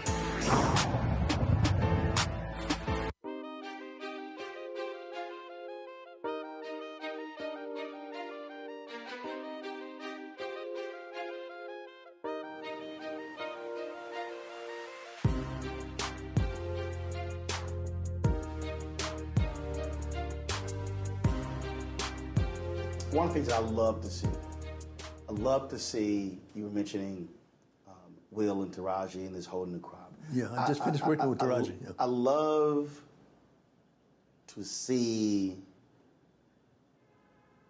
them give appreciation in your presence. Well, I have something to show you, but I can't show you. I'll show it to you today. Oh, thank you from Taraji. See, the reason I think that's important because I think about my grandmother. So my grandmother, so my grandparents lived 8 blocks from us. So we were, and so basically nearly my whole family went to the same Catholic church. It was found in my grandparents' living room. And the thing is, when you walked into my grandparents' house, mm-hmm. you greeted them first. Yes, sir. Yes, sir. And it didn't even matter if there were other aunts. I remember I kissed my Aunt Helen first. And my Aunt Helen... You had an Aunt Helen too? No, my Aunt Helen was my grandfather's sister. Wow. They lived like 3 doors down from my grandparents. My grandmother got an attitude was hot. Yes, sir. That I dared greet Aunt Helen before her. Yes, sir. I'm like, well, I ran to her first. No, she ain't like that. And so, to me, it's always important when we are in the presence of those who came before us, paved the way, that we get that honor. And every time, and not just I saw before the president. I mean, that's important. After you got that right. That's vital to me. Yeah. When that happens, that if you're sitting over here, folk you walk across that room, and you say thank you or good to see you. You got that right, sir. You got that right. That's what we have to spread around the world. Those people should be honored. Because first of all, they have knowledge. We have milked the knowledge from them. There you go. They have something to for what it's worth. I'm trying to do your job now. I'm trying a little podcast called For What It's Worth. And then not a hammer. Just knock on the door and say blah, blah, blah, blah, and go on about my business. Mm-hmm. That's what we do when we get this age. My great-grandmama, she, I don't know how old she was when she passed away. But she had one thing that I remember. It was railroad mill snuff. She lived down here in Georgia. So she had her two friends were the deaconesses of the church, First Baptist Church. So she said, I don't know, I'll keep talking about we're getting there. I'm at least 10 years older than both of you. You know that? And thank God. Who is it? Somebody answered the door. But she had the thing that God was here before you got here. He was here while you're here. He's going to be here long after you're gone. So you better calm down and let him run things. That's her. That's her. We all have somebody in our lives, like you said. Mm-hmm. Listen to him. Listen to him. In your field, yes, sir. Who were those pillars for you that when you were in their presence, you just wanted to listen to them and just ask them questions and just... Well, I was adopted. I was 17 years old on Broadway in 1953. Not supposed to be possible. Mm-hmm. Straight in high school. So the people that used to come and bring me sandwiches was Adam Clayton Powell and Hazel Scott. Paul Robeson, when he was in town, he was so happy to see this young kid in show business. He went to tears. He would laugh. And he'd shake your hand, and his fingers were by my elbow. He was a big, wonderful, big boy. That's what he was. Yeah. Then there was Hazel Scott, who was in the play with me, Take a Giant Step. Frederick O'Neill, the first black president of Actors Equity. Estelle Hemsley. I had the Max Glanville. There was some very nice people. Used to come and bring me my sandwiches, my barbecue from Harlem. And so that was, oh my goodness. Wilt. I was hanging out with Wilt a lot. I was the kid on the block. Mm-hmm. I was so spoiled, man.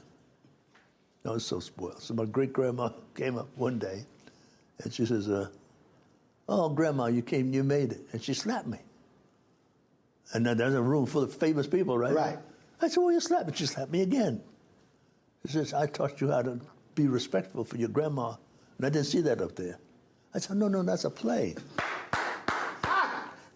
That's a play. She said, I don't care. And I'm going to come back next week, make sure you don't say it again, right? Wow. Now Paul Robeson's on the floor in stitches. You're like, I'm acting. And so somebody else is like, I don't care. I don't care. Yeah. So there's a lot of little stories like that.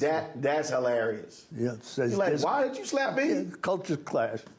Paul Robeson was like a kid. If he saw something like that, he'd be in tears. He'd laugh so hard. Great man. I think out of all... Josephine Baker, another one. Out of all of the figures, when I think about activists and even entertainment, fundamentally, Robeson is, I think, the top of the list of completely underrated. Oh, my God. And not fully, I mean... For one, just the athletic feats. Right. Him and Jack Johnson alone. Being a lawyer and I mean, but when we just think about central figures of the 20th century, I hate that more people really don't understand. He still has yet to be really honored. Yeah. You have to be really honest. But there's a man, Kofi. I'll send him to you if you like, and you'll see Paul Robeson in front of you. You're very honest. He does a one-man show, and you should probably meet that young man. Absolutely. But it's nice to be this age. Very grateful to be unscathed. Broken legs and stuff, you know, and all my had sports injuries, but I've been given the opportunity by God, whom I call God, to be in Israel and Africa and Japan and Australia and Egypt and South America and Central America and Mexico, Canada, in 80 years. There's no career out there that long. I have nothing to complain about. I wake up the next morning, you got me another one? Thank you, God. Thank you, it's good to see you. I've been in that place where I was concerned, and it gets you angry, and then finally you take a deep breath, oh, wait a minute. You can't do nothing about it except speak your mind and get on with the day. But it's a good time to be alive. When you, how do you, let me phrase it this way. What still excites you about either the stage, the small screen, or the big screen? What still makes you just, let's go? New talent.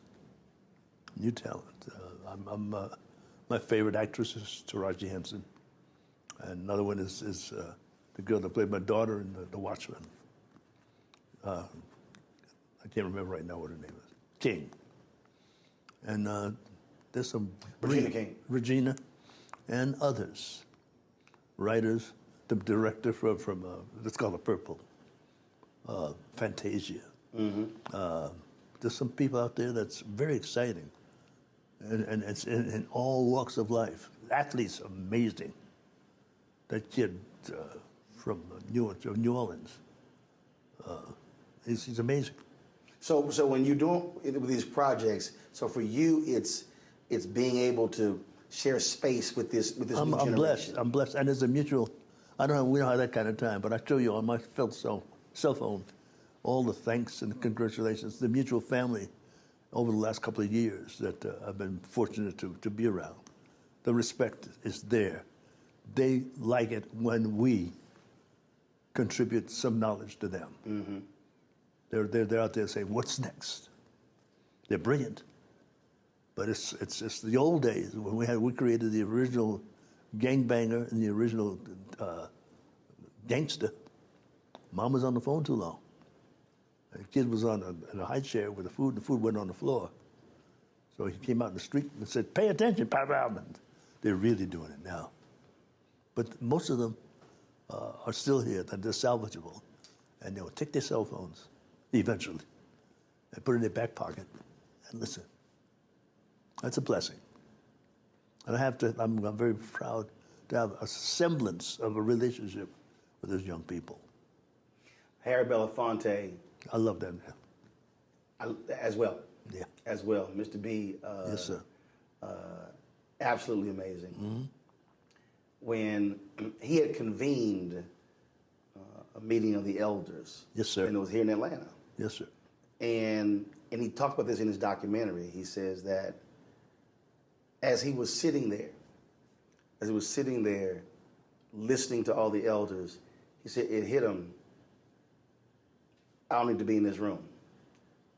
And that's when he then purposely went out and began to go find young people and to engage them and talk to them. Yes, sir. Because he said the solutions for the future are not going to be solved in the room with elders. He says we got to be able to be interacting with young. Yes, sir. Yes, sir. There's so many stories to tell you. We need a lot of time to do that. My lifetime friend with Floyd Patterson, he was the El Diablos, Bedford Stop. Stingy brim hats, satin jackets. And I had my cousins, the El somethings, El Cuentos. And I came and went so far to the wrong neighborhood. And the gang had me up against the wall. And somebody said, "Get out of the way." The man took a zip gun, about this big, with a big fat rubber band and put it in between my eyes like this. We looked eye to eye. They pulled the trigger, and the rubber band broke. Now, the Guinness Book of Records does not have the fastest 10 blocks in history. I still hold that record. You know who that man was? Who? Floyd Patterson. Wow. Before he went to the Whitworth School. And we became close. Y'all became close after that? Yes. I told him he remembers me and I remember him. Man. Yeah, that's a story, yeah.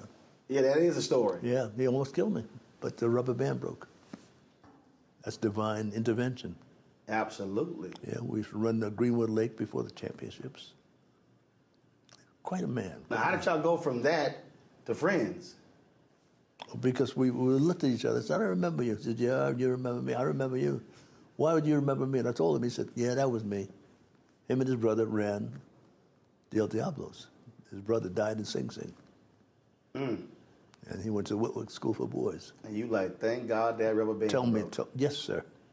Thick red rubber bands, the thing said, and my butt said, I'm Brooklyn. I come from there, from that whole area. It's amazing. The life is really nice. I'm very grateful. When you think about moments like that, and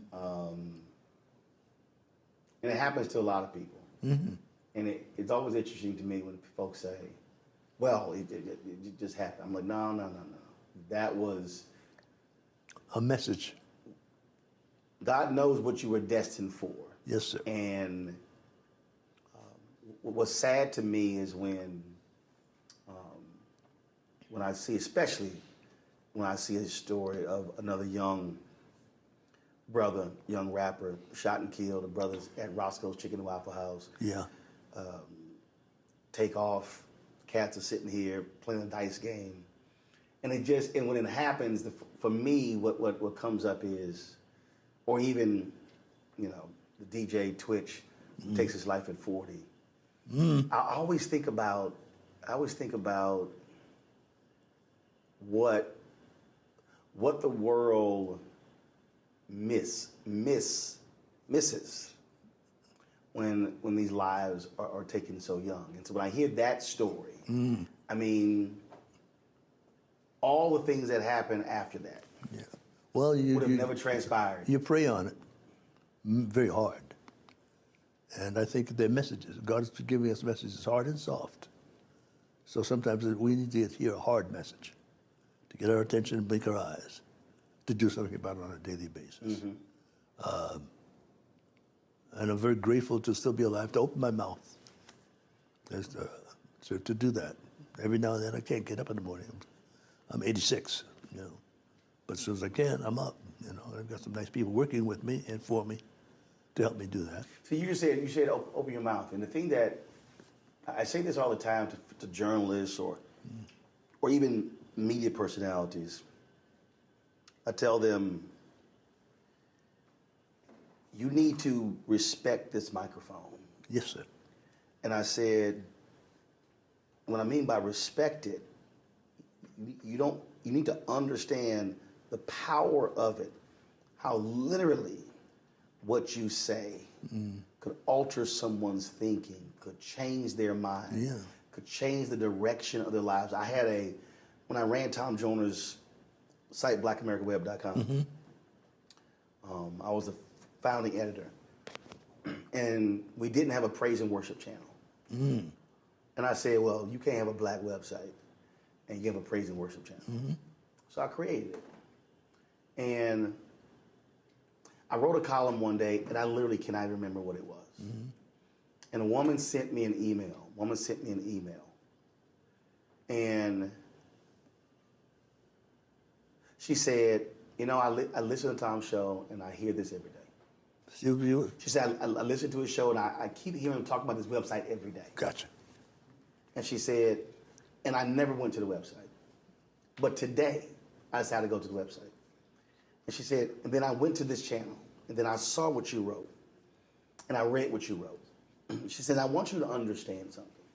She said, I had already planned my suicide. She said, I had already I'd already planned it.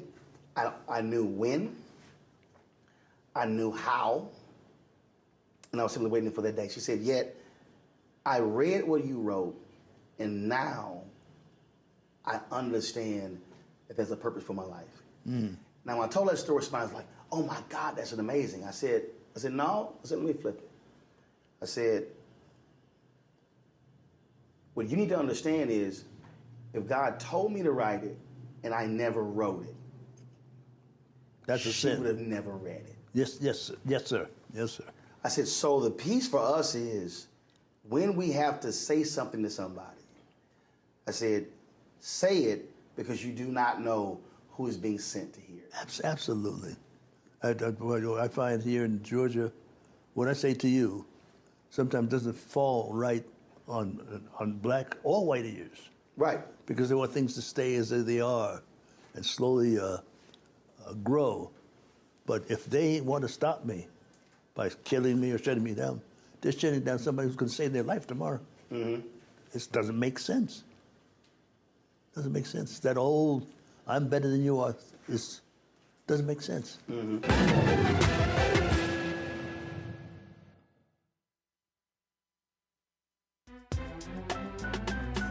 Faraji Muhammad, live from LA. And this is The Culture. The Culture is a two-way conversation. You and me. We talk about the stories, politics, the good, the bad, and the downright ugly. So join our community every day at 3 p.m. Eastern and let your voice be heard. Hey, we're all in this together. So let's talk about it and see what kind of trouble we can get into. It's The Culture. Weekdays at 3, only on the Black Star Network.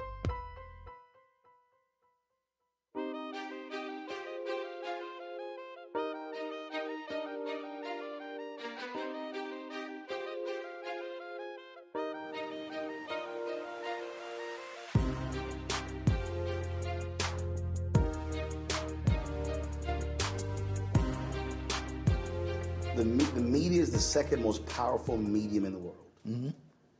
You see a coup anywhere in the world, is the guns, is the military first, media is always second. Yes, sir. So what you do, what I do is so powerful because we literally, what we do goes around the world. Absolutely. Now, especially now. And people are forming opinions and perspectives based upon what they see. So that movie, that radio project, that broadcast, I mean, we literally could change minds. That's what happened. And that's why I say, folks, don't take lightly that power that you have. Yes, and some of it's new.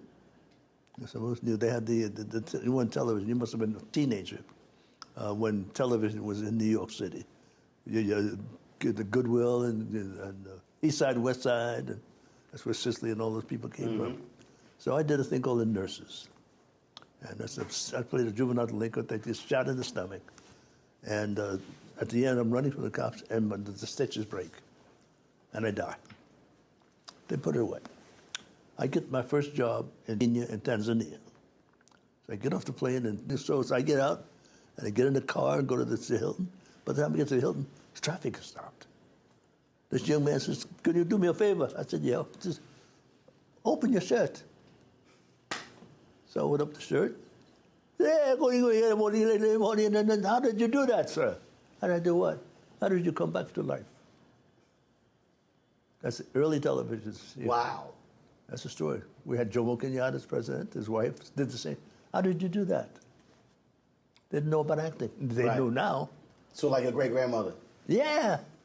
Yeah. So there's some stories that does in my book. But that's the power, and that's why, you know, it's like, no, understand that even if it's a movie and it's fiction, the words that you speak, the role that you play, someone is watching. Yes, there is. That's new for me. And someone is paying attention. Yeah. And literally one scene could just completely alter someone's view. Yeah. I've been told across the South, it's supposed to be dangerous down here. I mean, some of the guys, some of the cops, they said, you helped raise me an officer, gentleman. I had a sergeant just like you. And he's the one that saves my life. He just comes to my house sometimes, and under other circumstances, he'd be on the other side of the street. Maybe his father was, but not me and him. When you, speaking of that,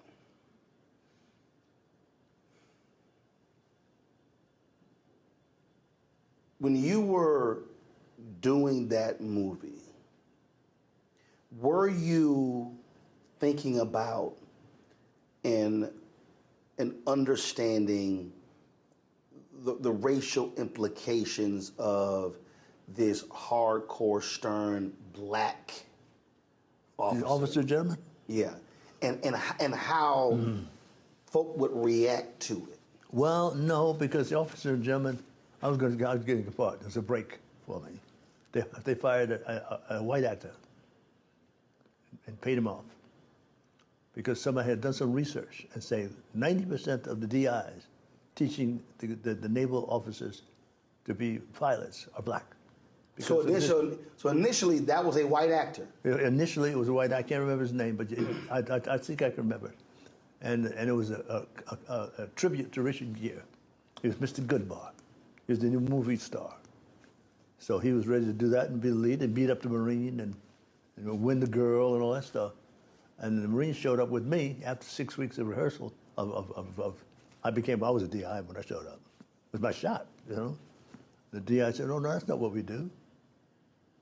So slowly, as we did it on a daily basis, the Marines let them say what's real. How do you make a man out of a man? I don't care what color you are, what religion. You got to listen to these rules. I'm your DI. Now, for you, yes, what was it like to transform into that? Oh, it was, in a way, it was a secret pleasure because I never got a chance to do it in the streets of Los Angeles. And I got legally the ability to tell the movie star to get down and give me 50. I want your DOR. So that whatever was in my system, I was able to legally do it for Taylor Hackett. So sort of like when Jamie Foxx played in Django Unchained. Yes, sir. So for you, it was like, okay, all of this that black folk been carrying. The director said, let him have it. I'm about to take it out on Richard Gere. Oh, my God, yes. Did he understand that? Great professional actor because he went for it. That's why it's such a good movie. So you took all of that, our history and subjugation and having to bow down and... They should have the Oscar, the Marines. They would not let us lie about them in that movie. They tried to fight for a week that Richard would win the fight. No. And they said, that don't happen in real life? No. That should be their Oscar. Because they pushed me right through, representing them. So I said, we just had a birthday a couple months ago, the Marine's birthday. I'm a Marine. Do Marines still come up to you? Yes, sir. And every foreign country has got an embassy, and it's manned by the Marines. So I'm an honorary Marine, and I represent the Montfort Point Marines. Uh-huh. You know, so it's very good feeling, very secure feeling. Very secure. So many actors want that Academy Award. Mm-hmm. Did it mean that much to you? Or was it validation? Or for you, did you say, I don't need the award to validate me? Well, I needed validation. Oh, even today, I sink into that low self-esteem. I'm old now, you know, I forget my lines and stuff. And I see, in my mind, I see the with the scissor. That's it. That's me. Right. But I'm just very grateful. I'm grateful. I'm still there. I did not as good a job as I thought I would do on The Color Purple. I played that and others. I forgot my lines. But it's there. It's still there. I was born with it. Whenever I ask musicians or actors this question, typically it's something that we wouldn't associate as their favorite. Some people hate when I have to ask this. When I ask this question, like, oh, it's like picking your favorite child. So I'll ask it this way: what role have you relished the most? even thinking about it now, it makes you just feel great when you think about that role? Enemy Mine. 5.5 hours of makeup. Looked like a lizard. Come from another planet. The most difficult job I've ever had to do. Storyline, those enemies become friends. The baby. And the philosophy of the story between Dennis Quaid's character and my character became two lifetime brothers. And I had 6 months in Germany. That's amazing stuff. Everybody turned it down because it's so hard. You know, Dennis Dustin Hoffman wants to play it, but it's too hard. I said, yeah, hand it here.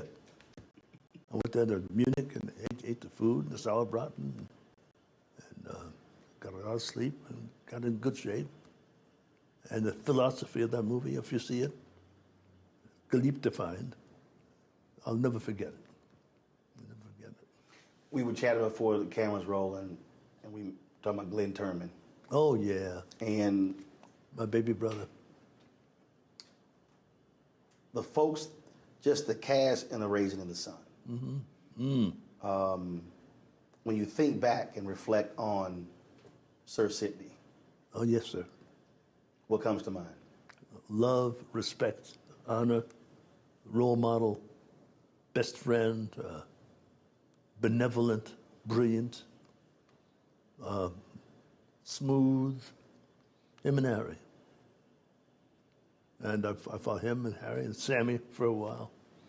Another man by the name of Leon Bibb, Roscoe Lee Brown. I followed them around faithfully because they had something to offer. Maya, Cicely was my leading lady. She was a lot of leading ladies. And an actress by the name of Beverly Todd. That society. She's still around. The one's still around. Something was very rich about those people, and I stuck with them as much as possible. The thing to me with Portier, just the word presence. It was just always just interesting. And the few times I was in the room, just to watch how others would approach him. Yeah. I mean, it really was royalty. That's exactly what it was. It's exactly what it was. And he did it for himself. He's up on roofs listening to radio and television, learning how to get rid of that accent. And he did it for himself. He did it. And that's to be respected. I miss him terribly. But right behind him was me, following along with him. It was hard for me not to act like him. He was so good. Really? He was that good. Yeah. Another one that I talk about that not enough people talk about is Woody Strode. Remember Woody Strode at all? Remember a film called Sergeant Rutledge? Woody Strode. Woody Strode, S-T-R-O-D-E. You come to my house, I show you a picture painting of me and him in a picture I did called Gathering of Old Men. Ernest Gaines did it. The first thing he did was Jane Pittman in Sicily. Second one was Gathering of Old Men. Now, Woody Strode went to UCLA, All-American. He was all-star football player, track star, and he was nominated for an Academy Award in a thing called Sergeant Rutledge. And then he was sent to Italy, where he could do some work. So he did Demetrius and the Gladiators with Kirk Douglas. And he stayed there and did a lot of movies. So look him up. He was my hero. Woody Strode. Yeah, there's some great ones out there, man. Some of them still alive. Great ones. When you were talking about Glenn Turman and y'all's relationship. Yeah.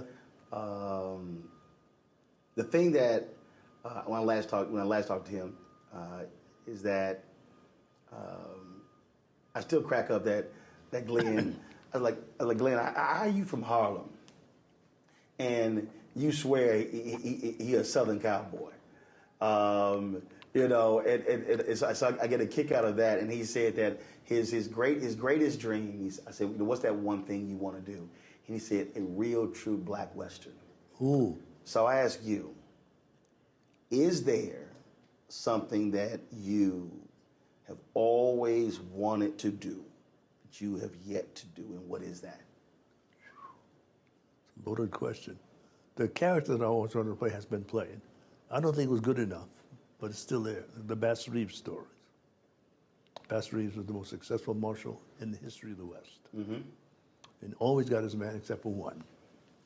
I've got a photograph of him in my office. There's some other stories. I'm working on a man by the name of Colonel Hubert, the Black Eagle Julian. You know that name at all? Mm-mm. Well, you know... Colonel Hubert? Hubert Fauntleroy Julian is the Black Eagle. Mm. So now he is the Black Star shipping lines. Right. So how Marcus Garvey got his black people out of Harlem to go to Jamaica first before they went to Liberia. Mm-hmm. They used the Black Star lines. That was owned by Colonel Julian. Mm-hmm. Colonel Julian had a little biplane, and the Red Baron called him a Stratzer, and he challenged the man in the middle of the English Channel and sent him home. And so he was one of those people. They've taken him out of the history books of Marcus Garvey. If it wasn't for him, Marcus Garvey couldn't have gotten to Liberia. Mm. It was his stuff. He supplied all the weapons. Because most people, if they do, first of all, if anybody talks about Marcus Garvey, yes, even if they talk about that and they mention the Black Star Cruise Line, yes, that's Colonel Julian. Like literally, yeah, that name never comes up. They take it out. I want to put it back. He's a very special Jamaican, both of them Jamaican.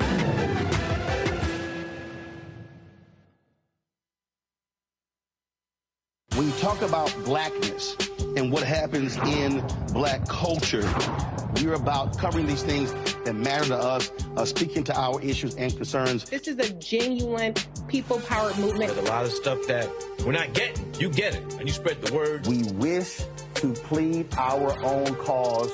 Too long have others spoken for us. We cannot tell our own story if we can't pay for it. This is about covering us. Invest in black-owned media. Your dollars matter.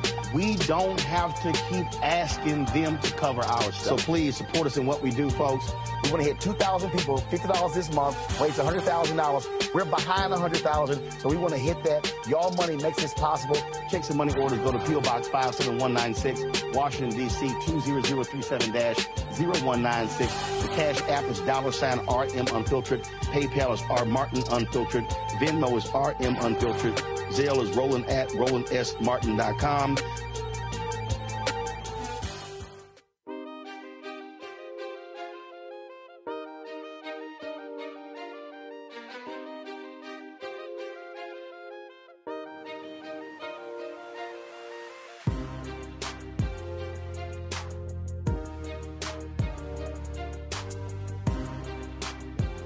As somebody who loves history. You too, yeah. It's, all of those stories are so important. Yes, sir. Just to understand how things happened and how the intersection and how things were connected. Mm-hmm. And I've given speeches and I mentioned someone or mentioned someone's name. People are like, oh my God, I never heard that. Yeah. And it shows you how so much of our history is just completely untold. It's not in school. There are just troves of names and stories that are worth telling. Oh, yeah. Whether documentaries, whether movies, or whatever.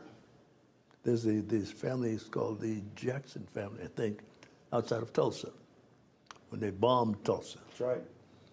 They were missed because they were not in Tulsa, just on the outskirts. They weren't in Greenwood. They were in Greenwood, Wow. right outside. And they still have the property. I'm trying to get that done. So I don't want to ask anybody else. I want to ask us. We have to have this network so that these young people know how prolific the history is, good and bad. Well, that's why. So just so you know, I was working with some folks, and we hired these marketers to come up with a name for my network, and I expressly told them, don't come back to me with an African name. Here's why. I said, I don't want to have to explain the name of the network while I'm trying to explain to you what the network is. Yes, I hear you. That's why I did that. That's a distraction. So it wasn't like, okay, I'm just, okay, I don't want an African name. I said, I got finite time to explain the network. I can't try to explain the name and then explain the network. Yeah. So they came back with these names. I'm like, I told you I don't do this. And so one of my guys, he's like, look, baby, we got to choose a name. Now I just come back from Ghana from the year of return, and I took a photo above the Black Star Gate, and I was sitting there, and I had spent probably 10 grand with his marketing group, and came up with a name literally that quick. And the reason my OTT network is called Black Star Network. Gotcha. And the reason because. So why did Garvey want to do that? Because he wanted to connect the African diaspora. Yes, sir. And so my whole deal was, it's the same thing with the network. And what I tell people is literally what you just said. Because people come in after TV One who are like, oh man, I wish you go back to CNN. I wish you had a show on MSNBC. And I said, I'm not interested in asking someone else for permission to tell our story. I agree. And it's not revolutionary. No, I said I want to be able to say yes, no. And being able to own the cameras and being able to say, no, we're going to go here. Right. So, we're going to go Liberia for 2 weeks. We're going to go here. That's exciting. We're going to go. We spent 6 days in Tulsa covering the 100th anniversary of the race massacre. And to me, that's really it. It's having the freedom to not ask somebody else for permission. For permission. Because we got so many stories. Oh, so many stories. So many stories. So many. We can talk for hours on those stories. I've done research on all my career. That's close to 70 years. All of them were turned out except here recently. But now's the time. It's got universities, got audiences. Yeah. It's programs like this. To talk and the key is the gatekeepers no longer control access. You know, it's a different ballgame. And that's why I love to see Nollywood. I love to see what's happening in Nigeria. Yeah, Nollywood was tough last time. Yeah. You know, I just love to see how African nations and how folks in the Caribbean, how young filmmakers in the United States who are taking this phone and creating, art, full scale movies, and that's the thing that I tell people, young and old.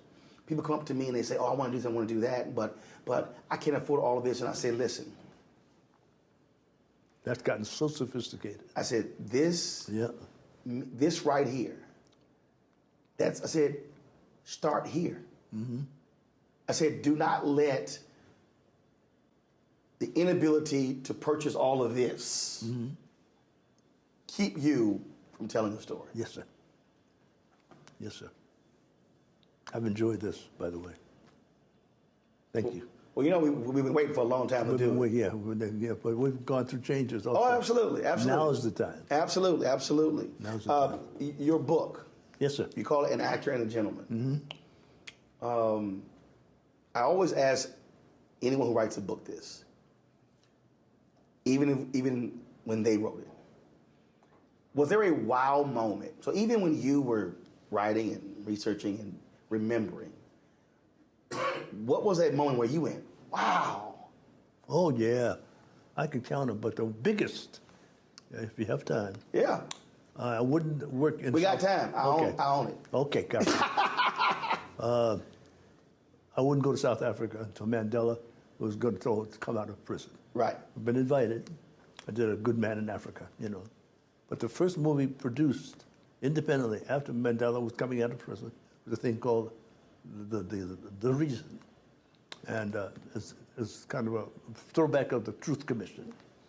So I moved to South Africa, and I'm having good hot and cold places, people watching over corners and stuff, but I'm looking around. I learned to meet the Mandelas and the godfather of the ANC, the Tambo family. And in the Tambo family was the heir apparent after Mandela would retire. It was Chris, H-A-N-I, Hani. He was dating his niece, an albino I'd still be there. She'd have me by the throat. She was so oh God, I moved in. I was moving in. She took your heart, huh? Oh gosh, the whole culture.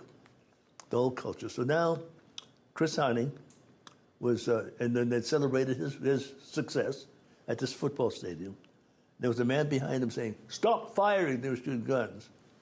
His name was Chris Hine. He was in the government. One morning, a white woman and a man shot Chris Hine in the chest 7 times. So when you do that, and here in Georgia, you go to this flower man, and you bring the flowers to the mom, to the wife. That's all I was thinking about. My driver, he's a former football player with Jerry Curl, and we got on the freeway, went to the Hine household, and when we look up, we're surrounded. On the left is all the white guys with their tanks, and on the right side is all the young blacks with their little swords and stuff. We can't back up, can't go forward. The heart going boom, da boom. That's it. You're like, what did I walk into? What did I walk into, right? So I took a deep breath, got the flowers out, and started walking toward the house. And they got out of the way. Heart's going boom. That's all I could hear was boom, da boom, boom. And things on the radio, walkie-talkie. So finally I got there knocking on the door to my friend Dolly Tombo. You know that name, Dolly Tombo? Mm-hmm. He, that's part of that family. He opened up, grabbed me, and says, "Get in here." I said, "What happened?" He said, "You're crazy. You just walked into the mouth of the devil. They're going to, you may not live." I mean, he was very upset. So while I'm here, can I give this flowers to the missus? And I took her, she looked at me and like I was nuts. 3 or 4 hours later, Oliver Tambo, the godfather of the ANC, Adelaide, his wife, she said, "I think I'm going to try and see if I can get you back to the hotel." So she goes out and she speaks, 3 hours. And she cried, spoke in 3 or 4 different languages. She was on the ground, whatever she was saying. And she came back exhausted, soaking wet. She says, "I think maybe you can try it now."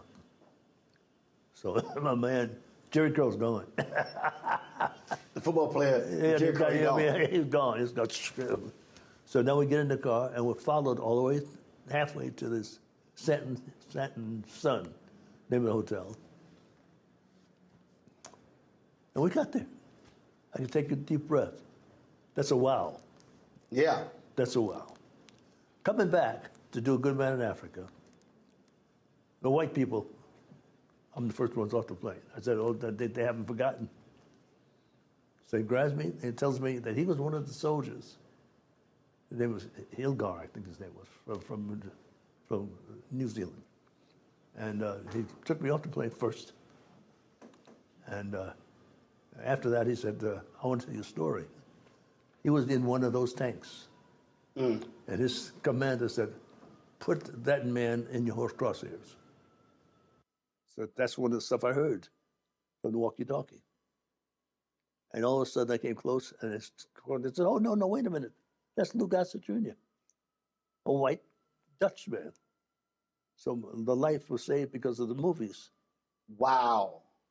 Otherwise I'd be dead. And that's 2 times. There's more than what? More than that. Wow. Yeah, that's a wow. Yeah. A white Dutchman gets the order, put that black man in your crosshairs. In your crosshairs. And he does. It and goes. It was assigned when I came back as my bodyguard. That's Lou Gossett Jr. Yes, sir. Yes, sir. He became my bodyguard. Thank God for the big screen. Tell me something. There you go. That is that's a wild moment. Yeah. I want to go back. The only thing I would regret was that Zulu girl. See, that's what I was going back because it was. What is it? When you said it, I was like, you know what? Let me hear what he thinks on this. What is it about a woman that captivates a man? I don't want to figure it out. I just want to be happy it's there. I mean, the idea of you wake up thinking about them. Mm-hmm. You think about them all day. Yeah. You go to sleep. You want to see their face. It's just a fascinating. It's old. It's old as people. Because back in Africa, there's no husbands and wives, there's tribes. And a job to do for the benefit of the whole. So it's a free feeling. Yeah. See, I was having a conversation the other day with a friend of mine, and we were talking about this, and he said there's a difference between loving someone, being in love with someone, and desiring someone. Yeah. Sometimes I think what you, sometimes all three come together. I think what sounds like what you describing, that Zulu woman, all three converged. Yeah, almost 2.5. 2.5. 2.5. So she's now married to somebody else with a silver mine. So she's all right. She's doing it. Bridget Motsepe. But she just... She took me right off the ground. That was it. Yeah. Bad mistake. I should have stayed there and fought for her. I mean, you had the Dutch bodyguard. I have no complaints, though, man. Everything's okay. It's okay. I'm an old man now. I can reflect and be very grateful. Very grateful. We have some contemporaries out there, the Dions, and I'm okay. I'm okay. Everything's okay. Was it hard? Other artists have said this to me, that it is very difficult for people who they love, will be their family or a partner, to understand that their craft is actually their most important love. Well, it's a tough one. That's not racial at all. Has that been the case for you, where your craft is that's your first marriage, your first love. Once you start getting successful in it and you study the things that you have to go through in order to loosen your instrument, to play those parts, to get hired again, and be successful globally, first locally and then globally. It's your first marriage. So how do you deal with that? How do you deal with? You pray that who you're with understands. You take them with you. Sometimes when they like the lights and stuff, you know. But how do you also even deal with it when? And again, I'm converging these two forces.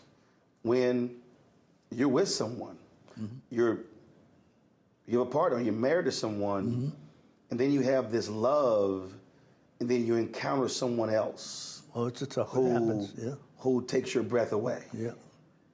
Because and that's the thing that I think a lot, again, when that thing is what you love, and it's not that,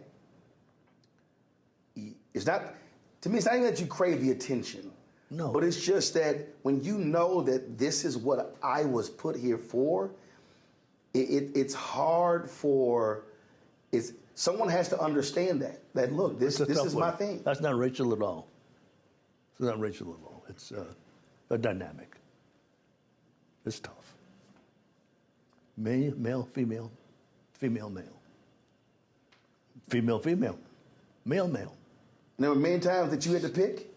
When you had to make clear? Yeah, you have to be clear.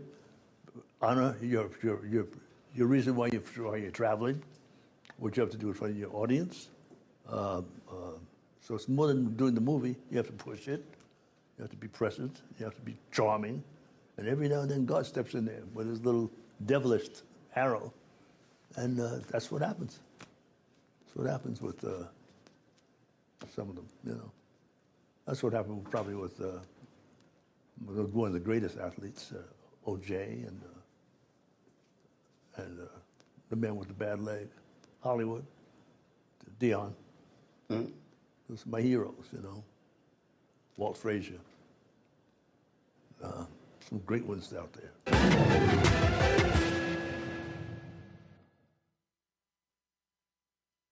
Pull up a chair, take your seat. The Black Tape with me, Dr. Greg Carr, here on the Black Star Network. Every week, we'll take a deeper dive into the world we're living in. Join the conversation only on the Black Star Network.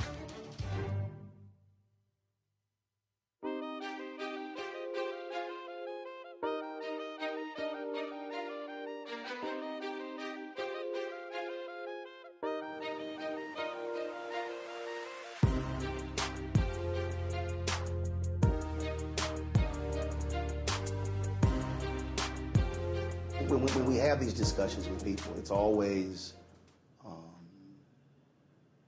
when I think about greatness, and I would love to know if you ever had one of these conversations. So I'm at the Jeffrey Osborne golf tournament, and it gets rained out. Massive storm comes through. So we're sitting at the table, and sitting around talking, and so I'm sitting here, and Ahmad Rashad is sitting here, and Eddie Levert is sitting here, and Barry Bonds is sitting here, and Sugar Ray Leonard is sitting right here. And we're having this discussion about greatness. Because I brought up something Eddie's singing, and I brought up, and he was talking about, man, you the smartest guy on television. And so and he's asking me questions, and then we're talking, Ahmad is talking about what it requires to be a great wide receiver, and Barry is talking about what it means to be a great baseball player. Then Sugar Ray Leonard is talking about what it means to be a great boxer, and he says something, he says, man, you've been a great boxer. I was like, are you out your mind? He said, no. He said, last night we were on stage, and I saw you dancing.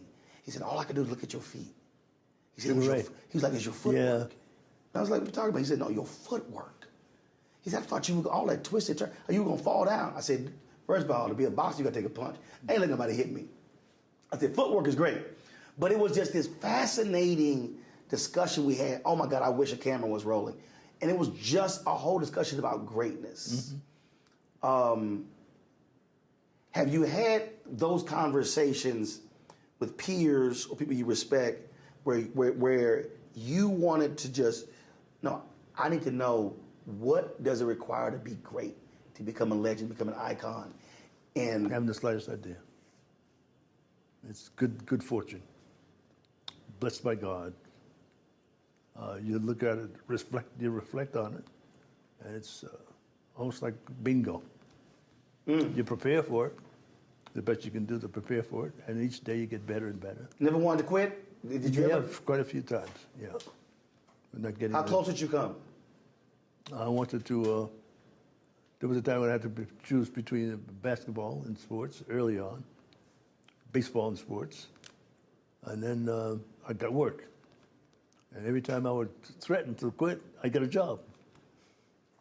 So I was making somebody else some money, so I didn't want that to happen, I guess. But I've gotten the good fortune of bringing my children, who are still upset, but they came with me through 9 and 10 different universities and countries. It's a tough one. You say still upset? They're still upset they didn't have a check.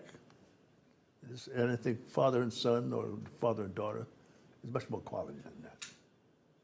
It's the hands-on relationship, the way it would be back in the days of the tribes. Any regrets? No. I'd question God if I did that. Yeah, this is one great big sandwich. You know, there's some things, if you do that, then you can't live today. One role that I do, and I have a DVD, Satchel Paige. Oh boy, that was fun. That was fun in Mississippi. Yeah. He was there when we started. Really? Yeah. He was there. Wow. He traveled in a suitcase, 2 suitcases. His dishes, all stuff is in 2 suitcases. Beverly Todd was my wife. Again, Paige, another one of those, people talk about Jackie Robinson, they talk about, but Paige was just unbelievable. Oh, yeah. He was, he should have been the first black, but he was 60 years old at the time. Great athlete, though. Smart. Josh Gibson. The second baseman. Wee Willie from the Black Leagues. The Hall of Fame. He just died. He died last year. Great performances, great people.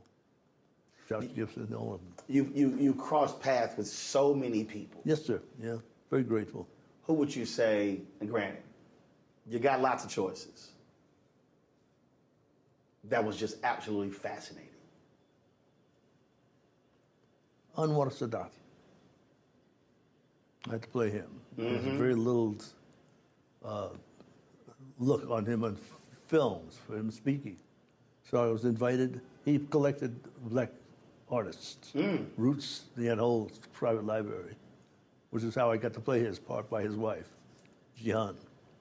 Fascinating man. He was more black than anything because he's a Nubian. Yes, yes. And his feelings were very deep. Oh, I remember vividly. Yeah. I was in the 8th grade. Was assassinated. Mm-hmm. I remember that. I remember that moment when he decided to go to Israel and get off the plane and go to Israel. How deep that decision had to be. Yeah, I remember the movie. I remember watching you in the movie. That was yeah. I was always fascinated by the Sadat because again, my dad watched news all the time, and so you're always watching news, and you're like, who is this black man? Yeah, he was a great man, great man, great man. The two of them, Ben Gurion and Sadat, and Golda Meir. That whole area is a very historical area that God has seen fit me to participate as Sadat, as Egyptian culture, as opposed to the other culture of Africa. Going there after the 6 Day War with Tony Curtis on that way. Going back for Iron Eagle 1 and 2, another way. So I can go there now. I don't know, but last time I went, I didn't even need a passport. And they're killing one another. So it's something about God's influence on us that we have to take advantage of. Favorite African nation? Ghana. Why? I don't know. I like this style. That Ghana, Sierra Leone, Ivory Coast, that whole section. If you come to places like in Georgia and Florida and south of North Carolina, you see people who look like they come from the same family, which means that they got a whole tribe. They all came off the boat and sold in one area, and everybody looks like cousins. Right. They're all the same tribe.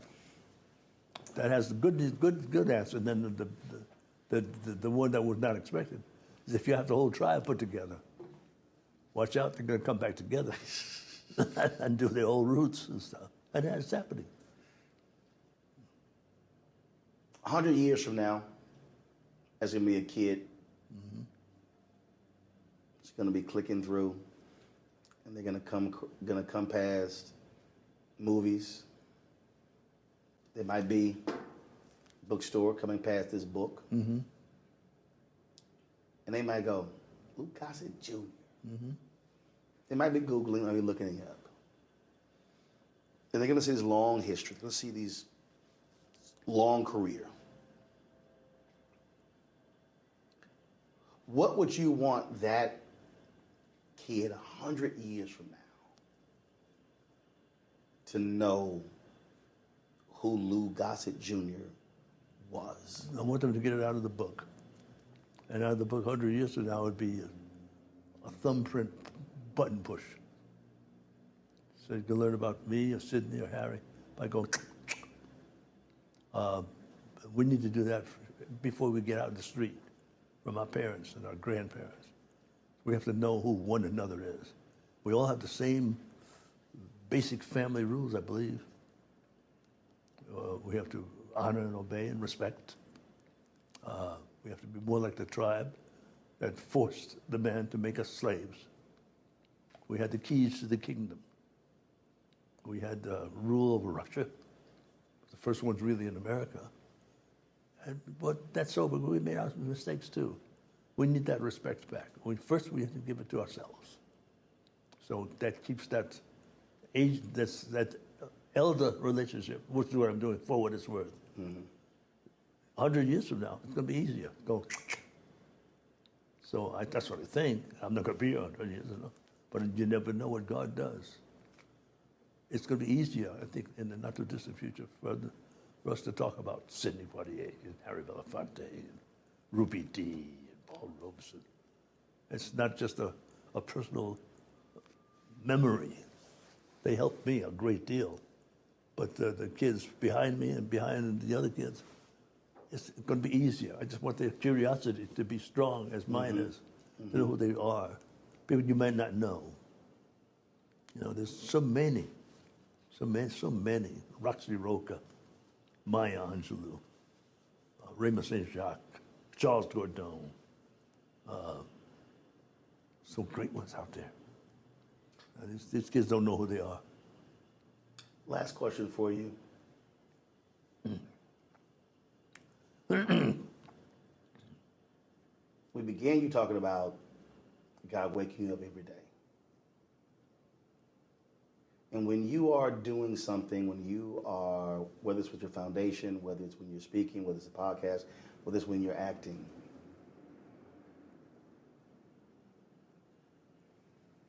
is it your great-grandmother or is it someone else who is still there, who you want to, I don't want to say impress, but that when you do something, when you work, you're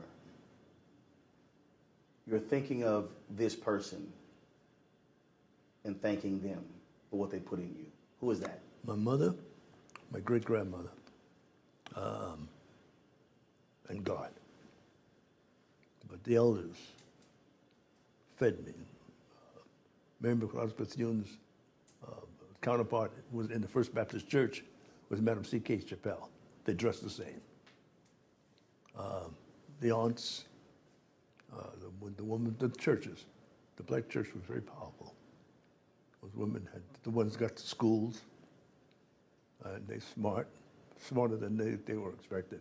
Some of them might have been maids, but they sure picked up the right things and gave it to us. So it's I'll never forget those women, some of those men, those elders, that I had them to thank on a daily basis. Them and God. This is gravy time, man. This is gravy time. This is the longest existing career of anybody, starting in 53. I'm amazed. That's God's work. And me obeying, as my great-grandma would say, hard head makes a soft behind. You know, I'm very grateful. I'm grateful that you offered to talk with me this long. I'm very blessed. Thank you for that. Well, I've been wanting to do it, and I appreciate that we finally got a chance to do it. Next time you come to my house, then eat. Let's do it. You got it? Yes, sir. Okay. All right. All right. Bring those hungry brothers with you. Not a problem. Look, I appreciate it. Thank you, sir. Thank you. All right.